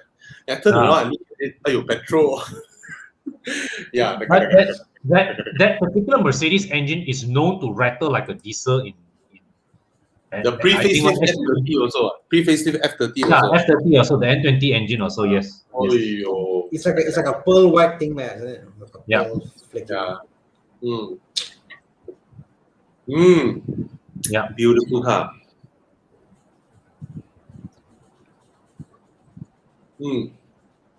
So just now the Porsche question, where is it? Okay, this one I found it. I found it.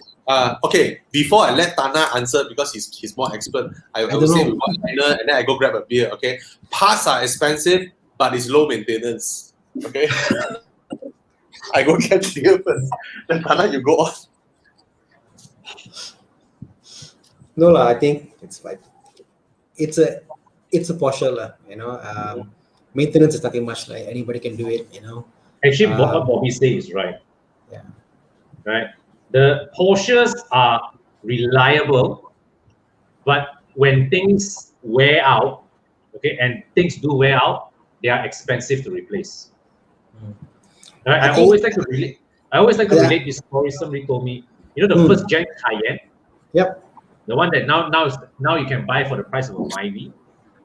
When that Cayenne was at 150, 160K, a lot of people who otherwise had bought Accords on Camrys, they saw, I want to buy Cayenne, but they were not prepared to pay Cayenne maintenance, and all these cars suffer in the workshop. Yeah, I think the problem with NS 7.2 is that the issue you have with the car is not so much of like really mechanical issues. Things like I said, the heat shielding, for example, will break off, and that will cost a few hundred pounds, whatever, or the cover for the bottom tray stuff, you know, the air duct, you know. So those things will kind of get not looked after, and brakes, so those things are unseen, and because of that, heat builds up. So there are things linked to that, but other than that, it's But fine. 997 is really is one of the most sought after. It's the most sought after, right, amongst the modern 911. Hydraulic, I guess. That's the hydraulic setting. Tana, What? bila. Buy more. Esok boleh beli juga kalau email. Oh! My problem is different problem. Are you looking for some like you're looking for the turbo, right, Tana? I've come to a point that I think that turbo is too much of a push for me. I say, I think I should enjoy the Porsche what it is. It's an NA car. It won't be turbo. It won't have the turbo kick to it. Enjoy for what it is, Don't try to do more, I think if you ask me, a base Carrera or Carrera S would be my perfect spec would be a yellow 997.2 manual S non 4. So yeah, bro, you already have a yellow 996 manual drop top. No, it's just that. I mean, if I could choose, but yeah, I don't want to hold the 4S stuff, I don't want 4-wheel drive. I just want to feel. Tana, I suddenly have a revelation. What? I suddenly have a revelation. I think, right, the moment your Boxster gearbox is in and you started the car, it's inward, all and then and then it runs, right? I'll sell. And you suddenly become very sad because it's done. Your pain is over, and the fact that you managed to complete your Boxster project, right? Your Boxster manual transmission thingy, you made the car alive. Right? You suddenly felt that your journey with Porsche has arrived. You have finished your journey with Porsche. Your dream, you that itch. You suddenly don't feel that excited anymore with a 997. Can I say that? I don't know how true is that, but let me just equate something else, and I always talk about my wife and all this wife thing, I think that the chase is more fun to me than the actual getting it. Exactly, the pain. You like the pain. The chase, I always I always enjoy I enjoy buying house process, but after you buy it, I must maintain, must send out. I don't like it, I like to buy and whatever, but after buying it, I hate it now. What? Which is why, when I drive cars, I always find that when you drive new cars, the best part is that first 1-2 months. After that, same car. Now what? That's me, I guess. but if it's a car, I can keep working on. I can make it better, different, something breaks or whatever. You enjoy the process of tinkering and progressively. I found a car for Tana to pursue. Oh, come. It doesn't run, is it? Okay, and it will give moderate pain. What is it? It has to have pain. If not, Tana will not like it. Tana is like, Bobby, don't even show me things without pain. Okay? Because you gotta 911 now what, Okay, Chiang, ready. Okay, I sent in the. What is this? Okay. Okay. The price is somewhat there with a proper PDK 997. It's more modern. Ooh. It sounds that will embarrass a Porsche. The Porsche can fuck off when this car makes the sound, and it sits 4 comfortably. And you get to park this car in front of a hotel. There's only one for sale, right? Sorry? Yeah. I was actually looking at this car the other day. I think this car can buy. This car can buy. Yeah. the whole 4-seater thing kind of got to me. There's only one 4-seater thing from Malaysia, I think. If I'm not mistaken. Bro, Yeah. bro, the sound this car makes, right? Convertible. Oh my god! Nice, huh? And But it has. Okay, it is a package that Ferrari doesn't offer. This is no baby Ferrari because Ferrari doesn't have a 4 adult seater cabriolet. This one has, right? And 4.7 V8. My gosh, the morning you start your car, I tell you, proper Ferrari engine, lah. Bro. Let's go, Luxi. Come. Okay, let's do it. Let's do it. Yes. Every month, I give you 1 free tank of V-Power Racing for 1 year. You buy, I give you.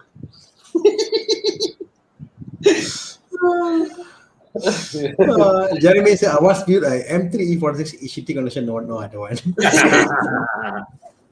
No. Hey, but Anna, okay, no, Anna.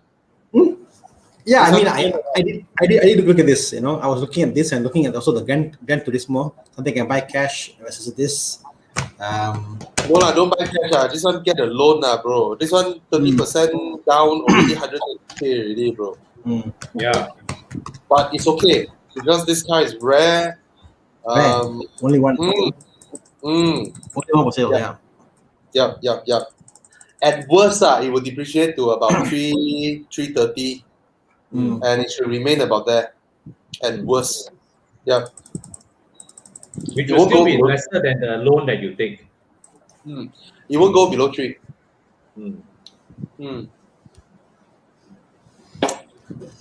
Okay, Can you go back to questions?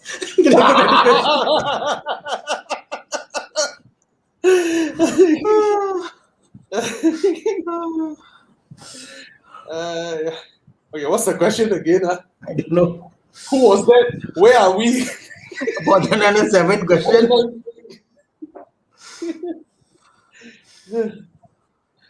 M2 is good. Bye. Good. Bye. Good deal. Yeah, I didn't know the 997 uses a 5-speed Mercedes gearbox. Really, yeah. That's what. I think that's why everyone hated the gearbox, right? Everyone, 997.2. But Mercedes gearbox is bulletproof. We know that. Bulletproof, not sharp, but bulletproof. The 90s only Audi and BMW was plagued by ZF 4-speed and 5-speed. Mercedes avoided this whole thing because Mercedes makes their own gearboxes. Yeah. For those who don't know, BMW and Audi has no capacity to build their own gearbox. Mercedes has. Correct. But it's a money-losing business. Even in the early 90s, BMW actually sourced auto gearboxes from GM. Yeah, they just couldn't make their own gearbox. The E36, E34, all those, right? A lot of them had GM gearboxes.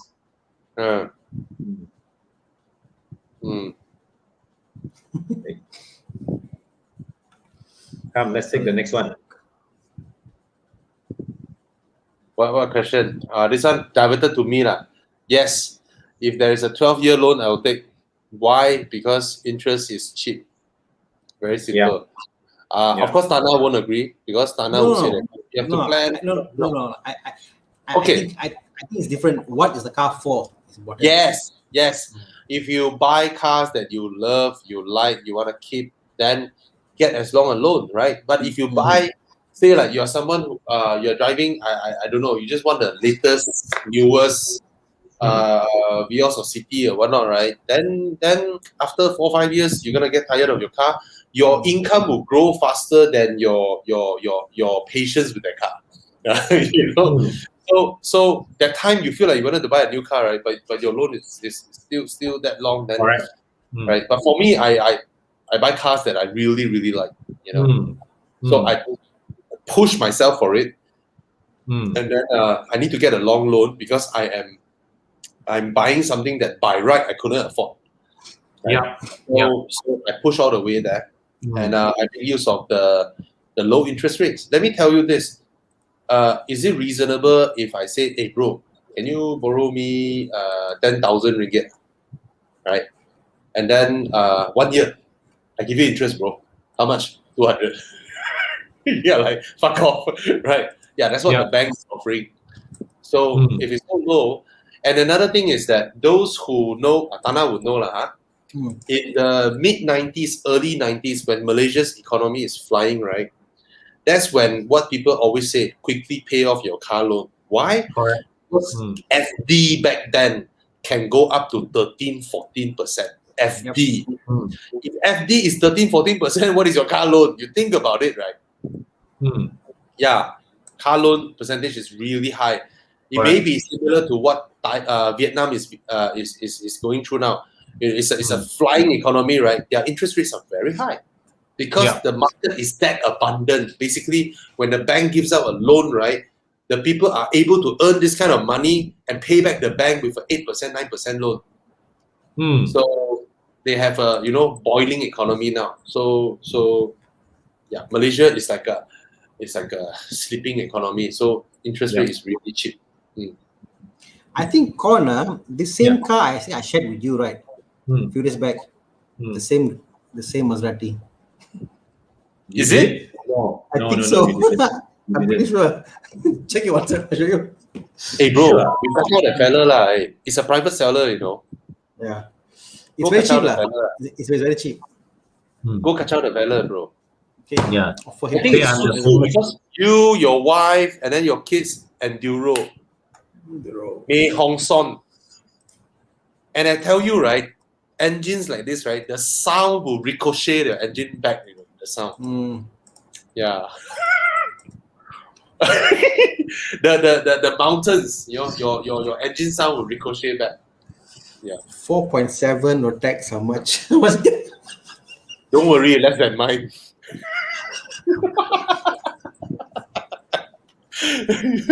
Your income higher than me, so don't worry, it's less than mine. Confirm can afford. 4.7 can afford. Actually, 10K a year lah. 9,880. 9,780 per year. Rotex. Yeah. 4.7. Yeah, and then we call Boon Hong. Oh. Boon Heng. Boon Heng. We call Boon Heng. 3,000. Okay lah. See, you don't go morning drive. You don't get to meet new friends. We get to make new friends when we go morning drive. Yes.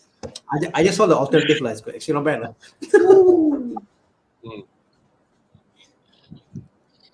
No, the day we went morning drive, right? There's one guy who got a blue color 911. 911, yeah. Chit chat. The guy has a blue color Bufori Geneva, bro. Yeah. Yeah, I met you guys at Jendela. Yes. Okay. Nana, when? Okay, this week you need to buy 2 things. You're like expensive friends to have lah. Expensive friends to have. Bro, it's pandemic. You always tell people it's the best time to buy. It's time to take your own advice, bro.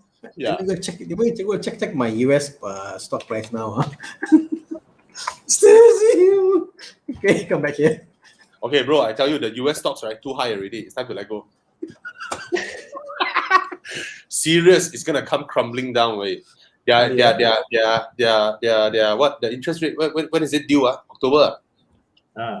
The FedEx, the Fed. The Fed shit. I don't know what was that. It's the interest is gonna come due in October, right? Every day they call China, bro, can we meet bro, can we meet and then China is like, 我不知道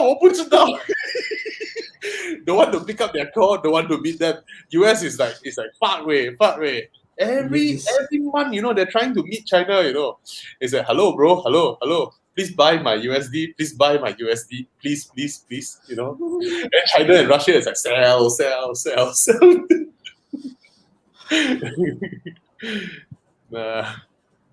Okay. Interesting question, Bobby. Yes. 208 Passat 1.8 or X50 flagship? X50 flagship, you need to wait 6 months. One you can buy, one you're gonna buy. So, 6 months later, the Passat is gonna be even cheaper. Yeah. So yeah. Wow, Bobby, just now you asked me this. You asked us this question: Ferrari, Lambo, or Porsche? It have to depends on what car, right? Yeah. Yeah. And these days, Porsche is getting more and more closer to BMW, Mercedes, and then distancing away from Ferrari and Lambo. Don't you think so? Yeah, agreed. For me, the answer used to be Porsche. Easy answer used to be I think Porsche. there is less fear factor with Porsche. Correct. It's more reliable, and because it's reliable, you feel like okay, ma. So that's, you know what I mean. It's like when the car scares you, it becomes an occasion to drive it, like, you know. Even I think Ferrari and Lambo owners, I think the Lambo owners are more scared than the Ferrari owners. So Lambo like, okay, I think I answered already. I answered with an Aston already, right? With that question, right? Yeah. And Anna is answering soon with the Maserati. but I must say, I like brands that are left field. Like everybody got a Ferrari. Everybody, Maserati is like something different, a unique brand. Yeah, bro. Yeah, bro. Oh, look at the 812. My God. Oh my God. Oh. You know, Tana, when I drove the Aventador, right? The first thing I wonder is how the hell people drive the Aventador on daily roads, you know? It's just unbelievable. That's how I drive. The gearbox to me is okay. The gearbox, you just have to shift the gears yourself, right? Single clutch automated manual. It's the visibility. It's the visibility of this car. It's scary. I think it's ridiculous. And the simple answer is they don't. The fact it's scary, that's what makes it interesting. It's so like it's an occasion to drive it, you know. It's scary. Yes. Because the occasion thing is real. It's real. Compared to a 911, a 911 would be like driving, you know, a lowered Beetle. No way in traffic. Visibility is so good, you know. Ergonomics is there, and then the touch points, the things that you touch, right, feels the same as the thing you touch in a BMW or Mercedes. You know, very familiar kind of quality levels. You know, use of material. Like, and like anyone here who's never ever driven Ferrari, Lambo, or Porsche, get into it, you'll drive a Porsche very easily. Then you drive a Lambo, you're like, how to put to neutral, how to reverse. There's that figuring out process. Yes. Where is the indicator? Porsche is a car you just get in, go. Yes. One got single stock, one no single stock. So you see, I don't think they compare anymore, right? In terms of price point, they're double the price of Porsches these days. No. Right. Oh well. If I had a Lambo, I wouldn't drive it. I'll park it. I'm scared to drive. Lambo.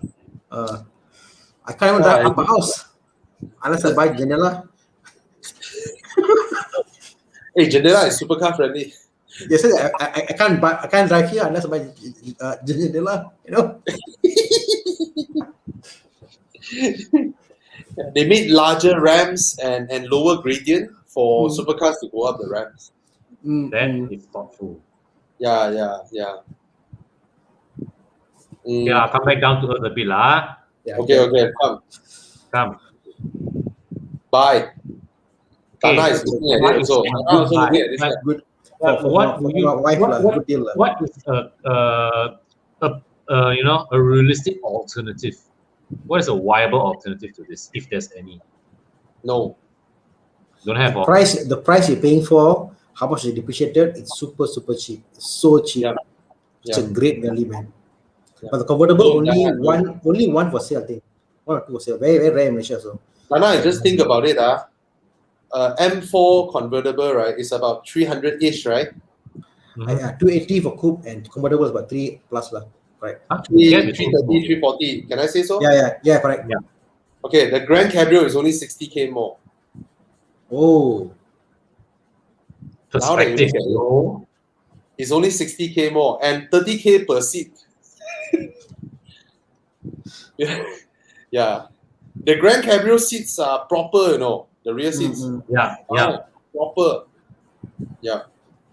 But the M4 is, cannot argue lah, 2,000 ringgit road tax. Cannot argue.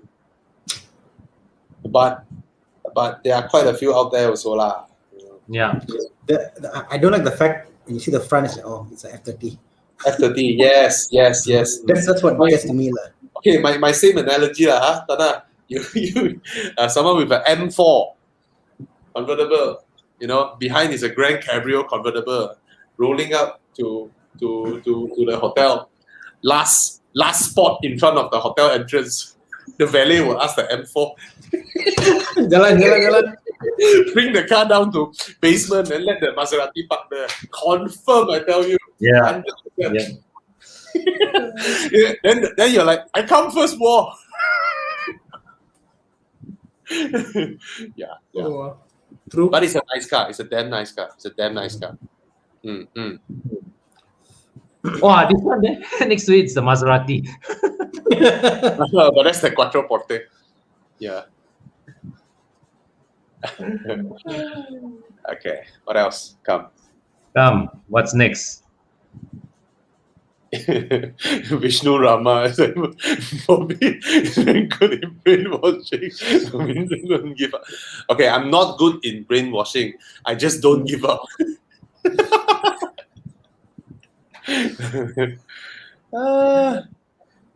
Hey, what other questions do we have?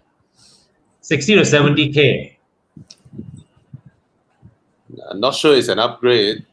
Brand, yes. Right? Smaller car, higher maintenance, and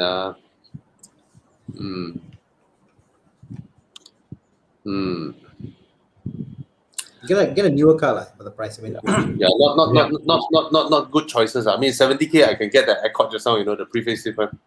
Yeah. Yeah. Yeah, 2017 Pradana, do not buy. Do you think Proton will still make parts for it? No way. Especially You drive the Accord, right? You hit your front bumper, right? Then you try to fix it. It becomes an Accord because people cannot find they cannot find banana parts. then JB stop you. See what happened? Tak dapat, boss. Kena convert. That is real, huh? This is very real. You had a frontal collision. Your front becomes Accord. Value goes up. You just cannot find parts anymore.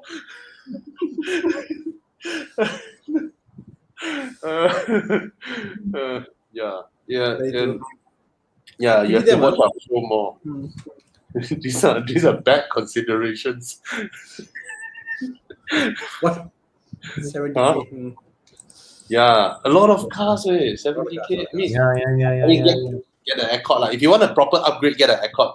You get a W204 Mercedes. Yes, to you the brand is an upgrade, but in everything else you're getting, right, it's a downgrade. It's a smaller car than a City. In a way, it's a smaller car. In terms of usable space inside. Your boot is smaller, your rear seats are smaller, And then it's a W204. How old is it already? It's like 12 years old. Yeah. 13 years old, right? And then you need to maintain it, you change the booty. And the thing is that, right, Mercedes hold their values very strongly, The 70K W204, right, is not even a 2012 or 2011 car, I think. Okay, if you find a W211 E-Class, which is about the same price as the C-Class anyway, all right, and 211, right, Con? Yeah, 211. If you get a 211, which is about 211 is the big small I one. Oh, then it's 212, right? This generation is 212, right? This generation is 213. No, W204 equivalent generation. W204 equivalent generation is 212. 212, right? Yeah. If you get that E-Class, it should be about the same resale value as the C-Class. Yep, I got it here. I'll share. It should be about the same. Then it's an upgrade. Right? But you get weird engine lineups. So they either give you a 1.8 turbo or a 3 liter NA.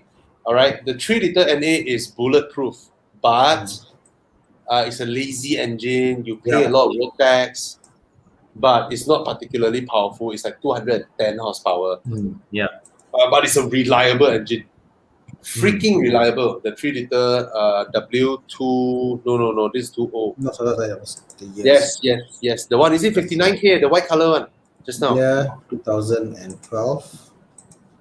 2012 onwards, low to high. You don't need to go 2012, right? Okay, you see, 68K. Wow. Hey, Okay. Good buy, man. Okay, these are reliable, and of course, parts will be more expensive than your Honda City lah. But at least it is an upgrade because it is a bigger car, right? Yeah. You go on the highway and all that. It's more worth your money because when you maintain this car, it's gonna be the same as maintain a C class. Yeah. And if their used car value is the same, right? You should go for an E class. At least from your Honda City, you feel like an upgrade. Honda City, you go to C class, especially the 204, very tight space, very small car. You don't feel like an upgrade, just a brand upgrade only. Yeah. Wow. All right. You get the good tech. Okay, the hybrid, yes, very fuel efficient, but just you need a strong risk appetite for that. Yeah, the battery is what 40K, right? And if you can spend another 15K, I think they do a nose face uplift with all the bumper lights. So you look new, like you want to look. I'm trying to see how much can you go. Yeah, the front looks a lot better, right? But I like the rear haunch, the white body of the rear wheels on the pre-facelift. Yeah, that's really nice. So go for the E class since it costs the same as the C class. Maintenance will be the same, and it's a larger car. And for those who don't know, E classes are very reliable. Correct. Because their biggest market are not company executives, but taxis in Europe. Correct. Every E-Class must be able to drive, like 300,000 km and all that because they are used as taxis in Europe. Correct. There are other things like if you buy used cars, look at the mentality of who's buying the car generally. The guys who buy the C-Class are going to be more hardy drivers. The E-Class can be driven more. Comfort, See, the banana is so pretty, but when you go into a frontal collision, they give you the ugly Accord front. When they cannot find parts lah. All right, it's a joke lah. All right. But yeah, the 212 is a very, very good choice. And I mean, the thing is that at a 70K budget, you're not only getting a luxury car, you're also getting something that is newer than your current Honda City also. Yes.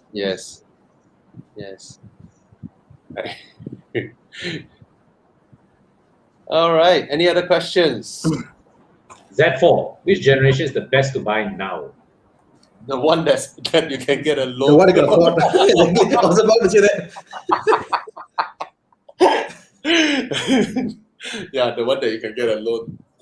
2012, 13, you still can get a loan, right? Yeah. The new one is too expensive, right? Like 350 grand. No point, so expensive. And I think people always say, want to save money, they get the best deal. But you buy older cars that you're buying because it's cheap and not because you love the car, you will spend more money. Trust me, from personal experience. If you buy a car because it's old and cheap and not because you love it, in the long run you will spend more money. So always buy the best car you can buy for the money you have, and then you'll be fine. Yeah. Kuhan, we need a budget. Give us a budget, right? Currently driving a Volt 4 V8. What's the upgrade? Cullinan. I was just thinking Bentayga actually. Bentayga, Cullinan, right? How? You 4.4 V8 Volt already. Apa boleh buat? 850K. A lot. This one, 850K, you buy a DBX, put in Langkawi. It's not an upgrade. It is a downgrade in size, but it's a major upgrade in brand, in other things. And, So and some people major do not know downgrade this car is only 800 plus thousand. and major downgrade in length of use. Yeah, Only 3 months. this is 800 plus thousand before tax, right? Then you buy, you put it in Langkawi. Every time, it's like, a lot of people like to make fun. Oh, you Ford Kuga. Hey, Bobby, ask you a question. Yes. All the cars at Langkawi, Yeah. when people want to sell those cars, where are they advertised? Because I don't see them being advertised in like Harleys or Moda or whatever. There must be somewhere that people are selling Langkawi cars, right? True. Very true. You know, I wonder where are they? How do I buy a cheap Ferrari?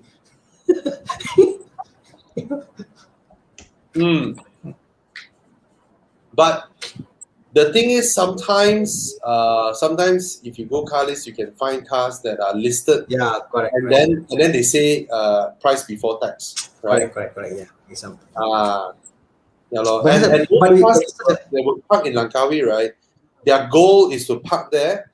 They save about 2-3 years of interest for on tax on duty, and then they bring it in. They pay the remaining amount, then they bring it in. Yeah. I mean, Ernest Shaw said go and search for Langkawi. I did that. I don't think it worked because we always find low to high. So the first car we see should be Langkawi car, but it's not Langkawi car. so that's how I know for sure it's not there. Because we are cheap. That's why. What about the 508? It's a question here from Khalib Raj.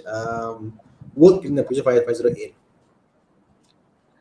If you buy the first 2012 one that has depreciated to 20,000-30,000, then of course it's worth it. Right? If you go and buy a like a relatively recent one, like people buy it off before NASA switched to Burma's, then you bought it for like 150,000, then of course it's not worth it. It's gonna drop. Yeah.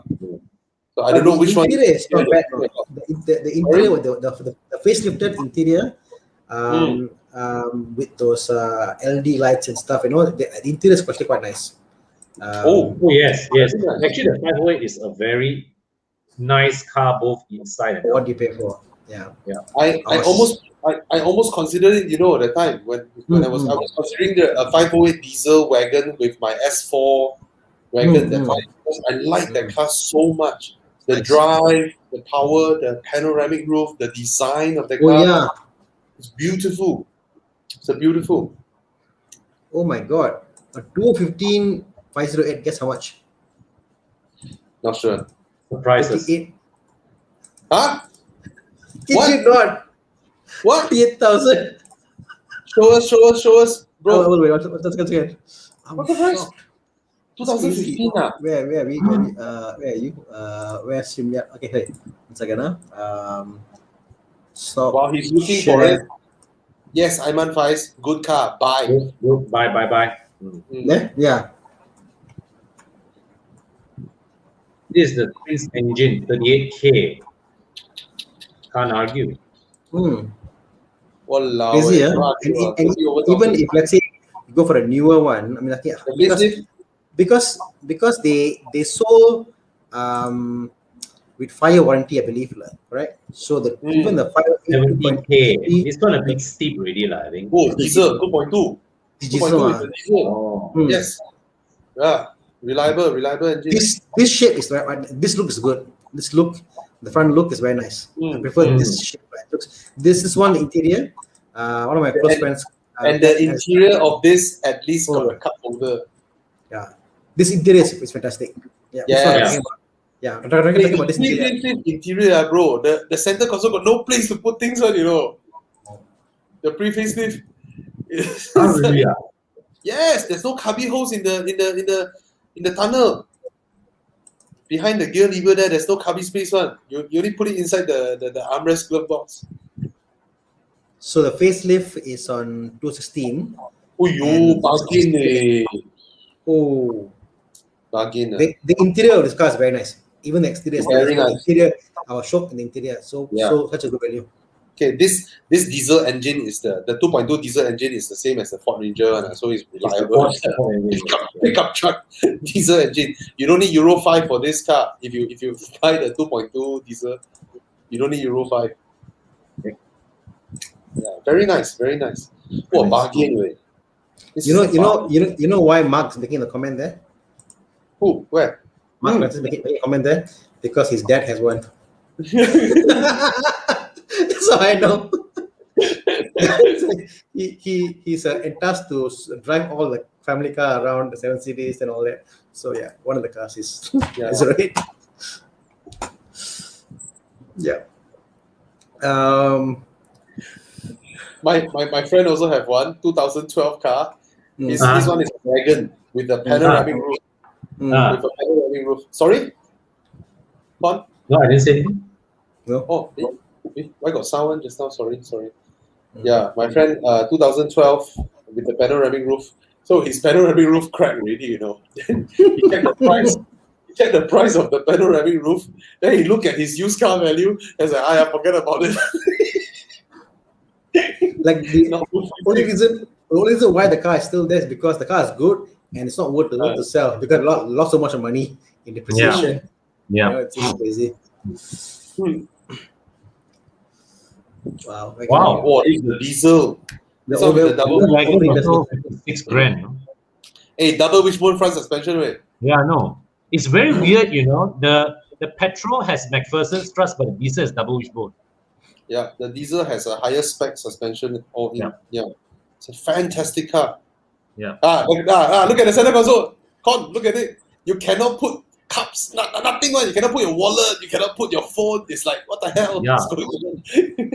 You just can't put anything here except shillings. It's a weird center console. It's like stupidly designed. Yeah, the door bins are small. Yeah. All style. Yeah, it's a nice car. It's a damn nice car. You open and close the door, right? It feels like your 5 Series, the doors are like heavy and damn nice. I remember seeing this car during its world debut in the Paris Motor Show in 2010. Wow. Okay. That time before you were banned by Peugeot, Con. No. That time I went there under manufacturer. Paris he was banned by Peugeot for so many years. Yeah. Huh? What did you do? With the PR, with someone in PR. He went for the review of the ugly sedan, the 207 sedan. No, and it was for what you call it? It was for something I posted on my personal Facebook. Oh. Yeah, he said like my Waja is better. Then our industry friend Gomez banned him. Straight up banned him. So on the French car team, what about DS5 currently for 50K selling? Wow, sexy car. I don't know about 50K because I'm seeing here some for 40K. That's the DS4. Sorry, okay. The shape. He wrote wrongly in the description. Look at the design. It's DS4. Yeah, DS5 50K. Yeah, it's a sexy looking car. But the design doesn't age well, to be honest. It's a very good looking car. Yeah. And the interior is nice. Everything is nice about the car. Yeah. Except the glove box. The French car glove box. Look at the boot, so nice. Yeah. Con, you know what? The French car glove box, right? They should have just cut the glove box cover in half, so just open it up. Yeah, the other half, no use one. You open it. What's that for? I think it's the fuse box, right?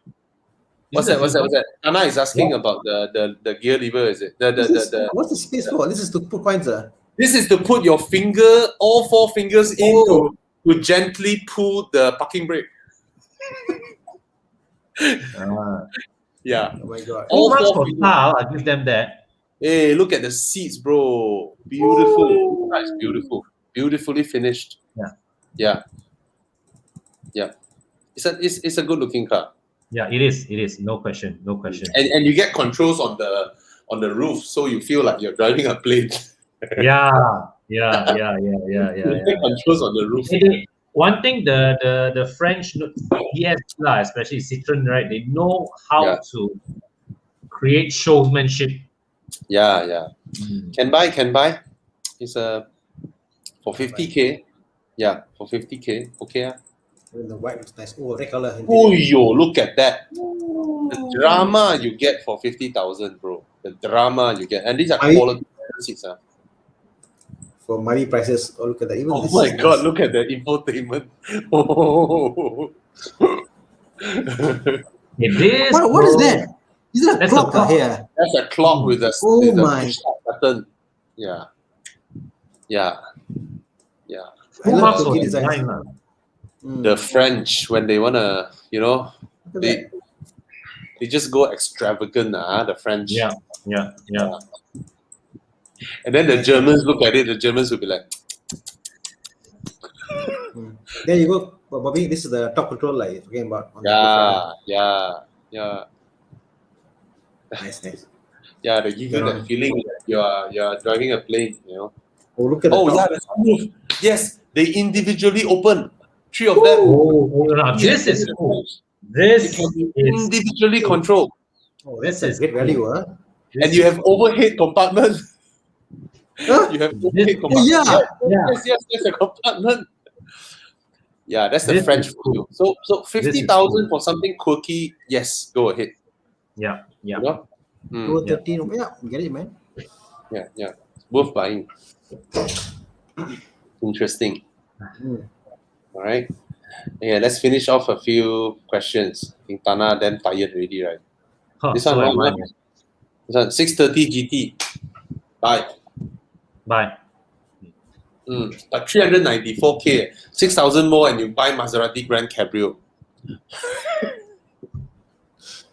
Bobby, whatever you speak, Bobby, I say 40 more, 50 more, 60 more. This one is 6,000 more, only 6,000 more. You buy a Maserati Grand Cabrio. If you don't buy, Tana buy already.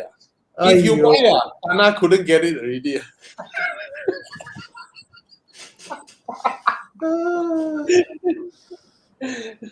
Tana, can I ask you this question? Yeah. Let's say you buy the Grand Cabrio this year at 400,000. Yeah. And then you drive it for 1 year. 1 year later, can you sell at 400? I think yes. Or 450? Maybe. There you go. Deal. Okay. I'm serious. No, you're right.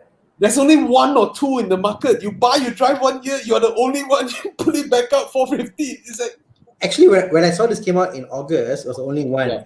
But now there's few more for sale. I don't know why. What's the going rate for the others? But the other ones are all I want to sell. And then sure tomorrow will go up price. But I don't want to say online, but the other prices are actually much higher than this one. I don't know why. Bro. Just now the car that I show you, right? Just a few months ago, he was very optimistic. He was trying to sell at 600. Just a few months ago. I saw the car, I was like, 600, you stupid man. Coupe 280, Cabrio, you want to sell 600. Yeah, maybe my mind reached him. He was like, oh. So Bobby, so Tana, the opportunity is for you to buy it, and then you re-advertise it back 600 straight. You see, Tana, the difference between the Grand Cabrio and this 630 GT, right, is that he buy it now at 394. 1 year later, he cannot sell at 394.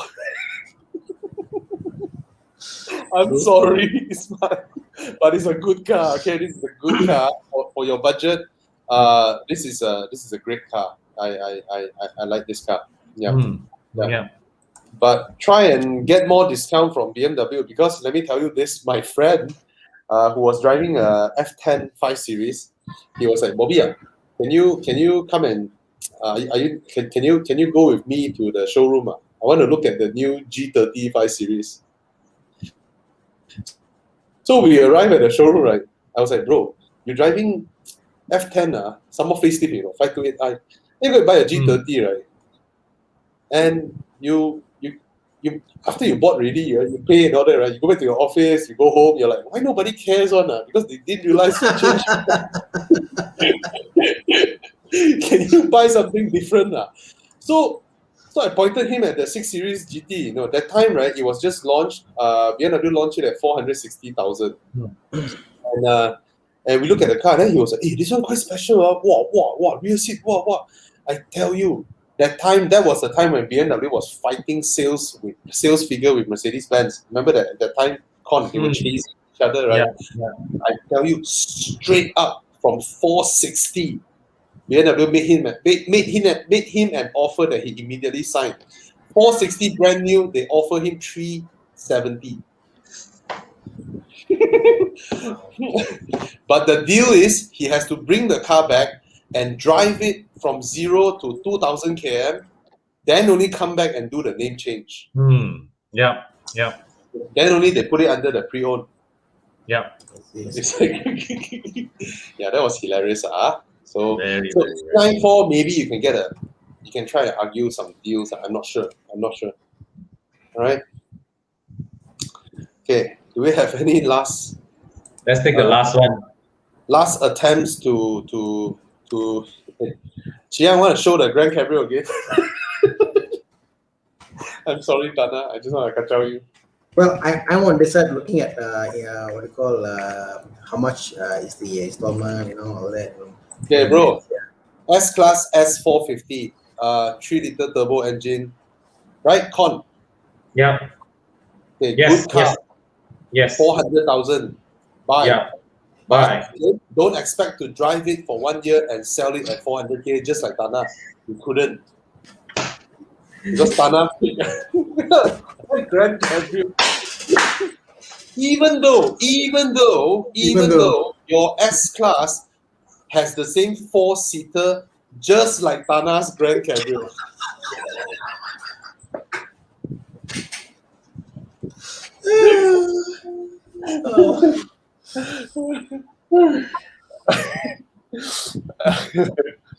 That'll be the same engine as Portofino. No. Portofino is the new turbocharged engine already. Portofino is twin turbo. This is 4.7 to the NA. Bro, the Portofino doesn't sound that good. No. Neither does the California. Okay. Maseratis, they sound wilder than Ferraris. Look at the way Anthony typed. Not Grand Cabrio. Grand Cabrio. Maserati's engine sound tuning is actually rather similar to Aston Martin. They don't do the high pitch sound. They do the grunt. Oh. Yeah. And I would say Maseratis sound louder than Aston's. Yeah. All right. Gran Turismo and this? Sorry?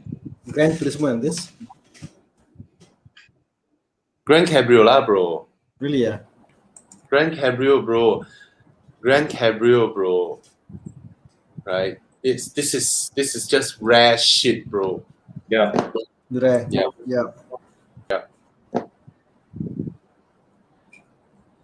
Look at it. Imagine the sound.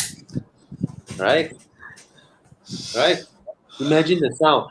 And you can I believe you can try and nego with this guy because his house, right, got all the depreciation kings with Jaguar XJ. You're so sharp. Yeah. No, the moment the guy dropped the asking price from 600 to 400, right, you know he's open for negotiation. Right? Yeah. You see, and far away, that's his daily. The Honda City. Yeah. Just now that picture shows another Maserati, There's another picture that I can see. You see the door open one? No. On the left side, he has a Levante. Oh, that one also. See, there's a Levante. Okay. On the left. Yeah. Tomorrow, I suppose contact the guy and see. Yeah, contact the guy. Come on. Hey, we go to. This week I'm that busy this week. Same here. Yeah. Okay, I'll squeeze my time for you, bro. But I don't think it's the error because every other pricing is much higher than that car. So yeah. Let's go listen to the sound of a Maserati Grand Cabrio starting. I tell you, you'll be smitten by it, bro. Okay. All right.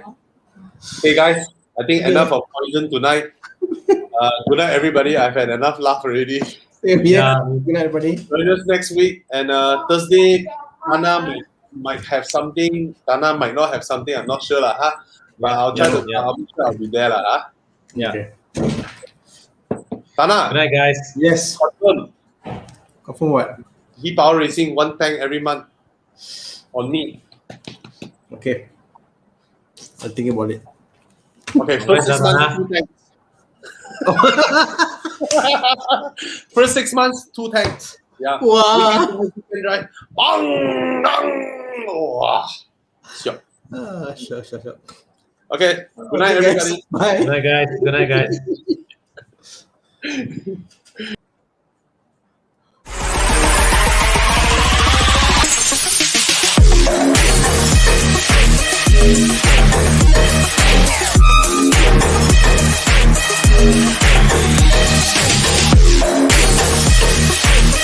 right back.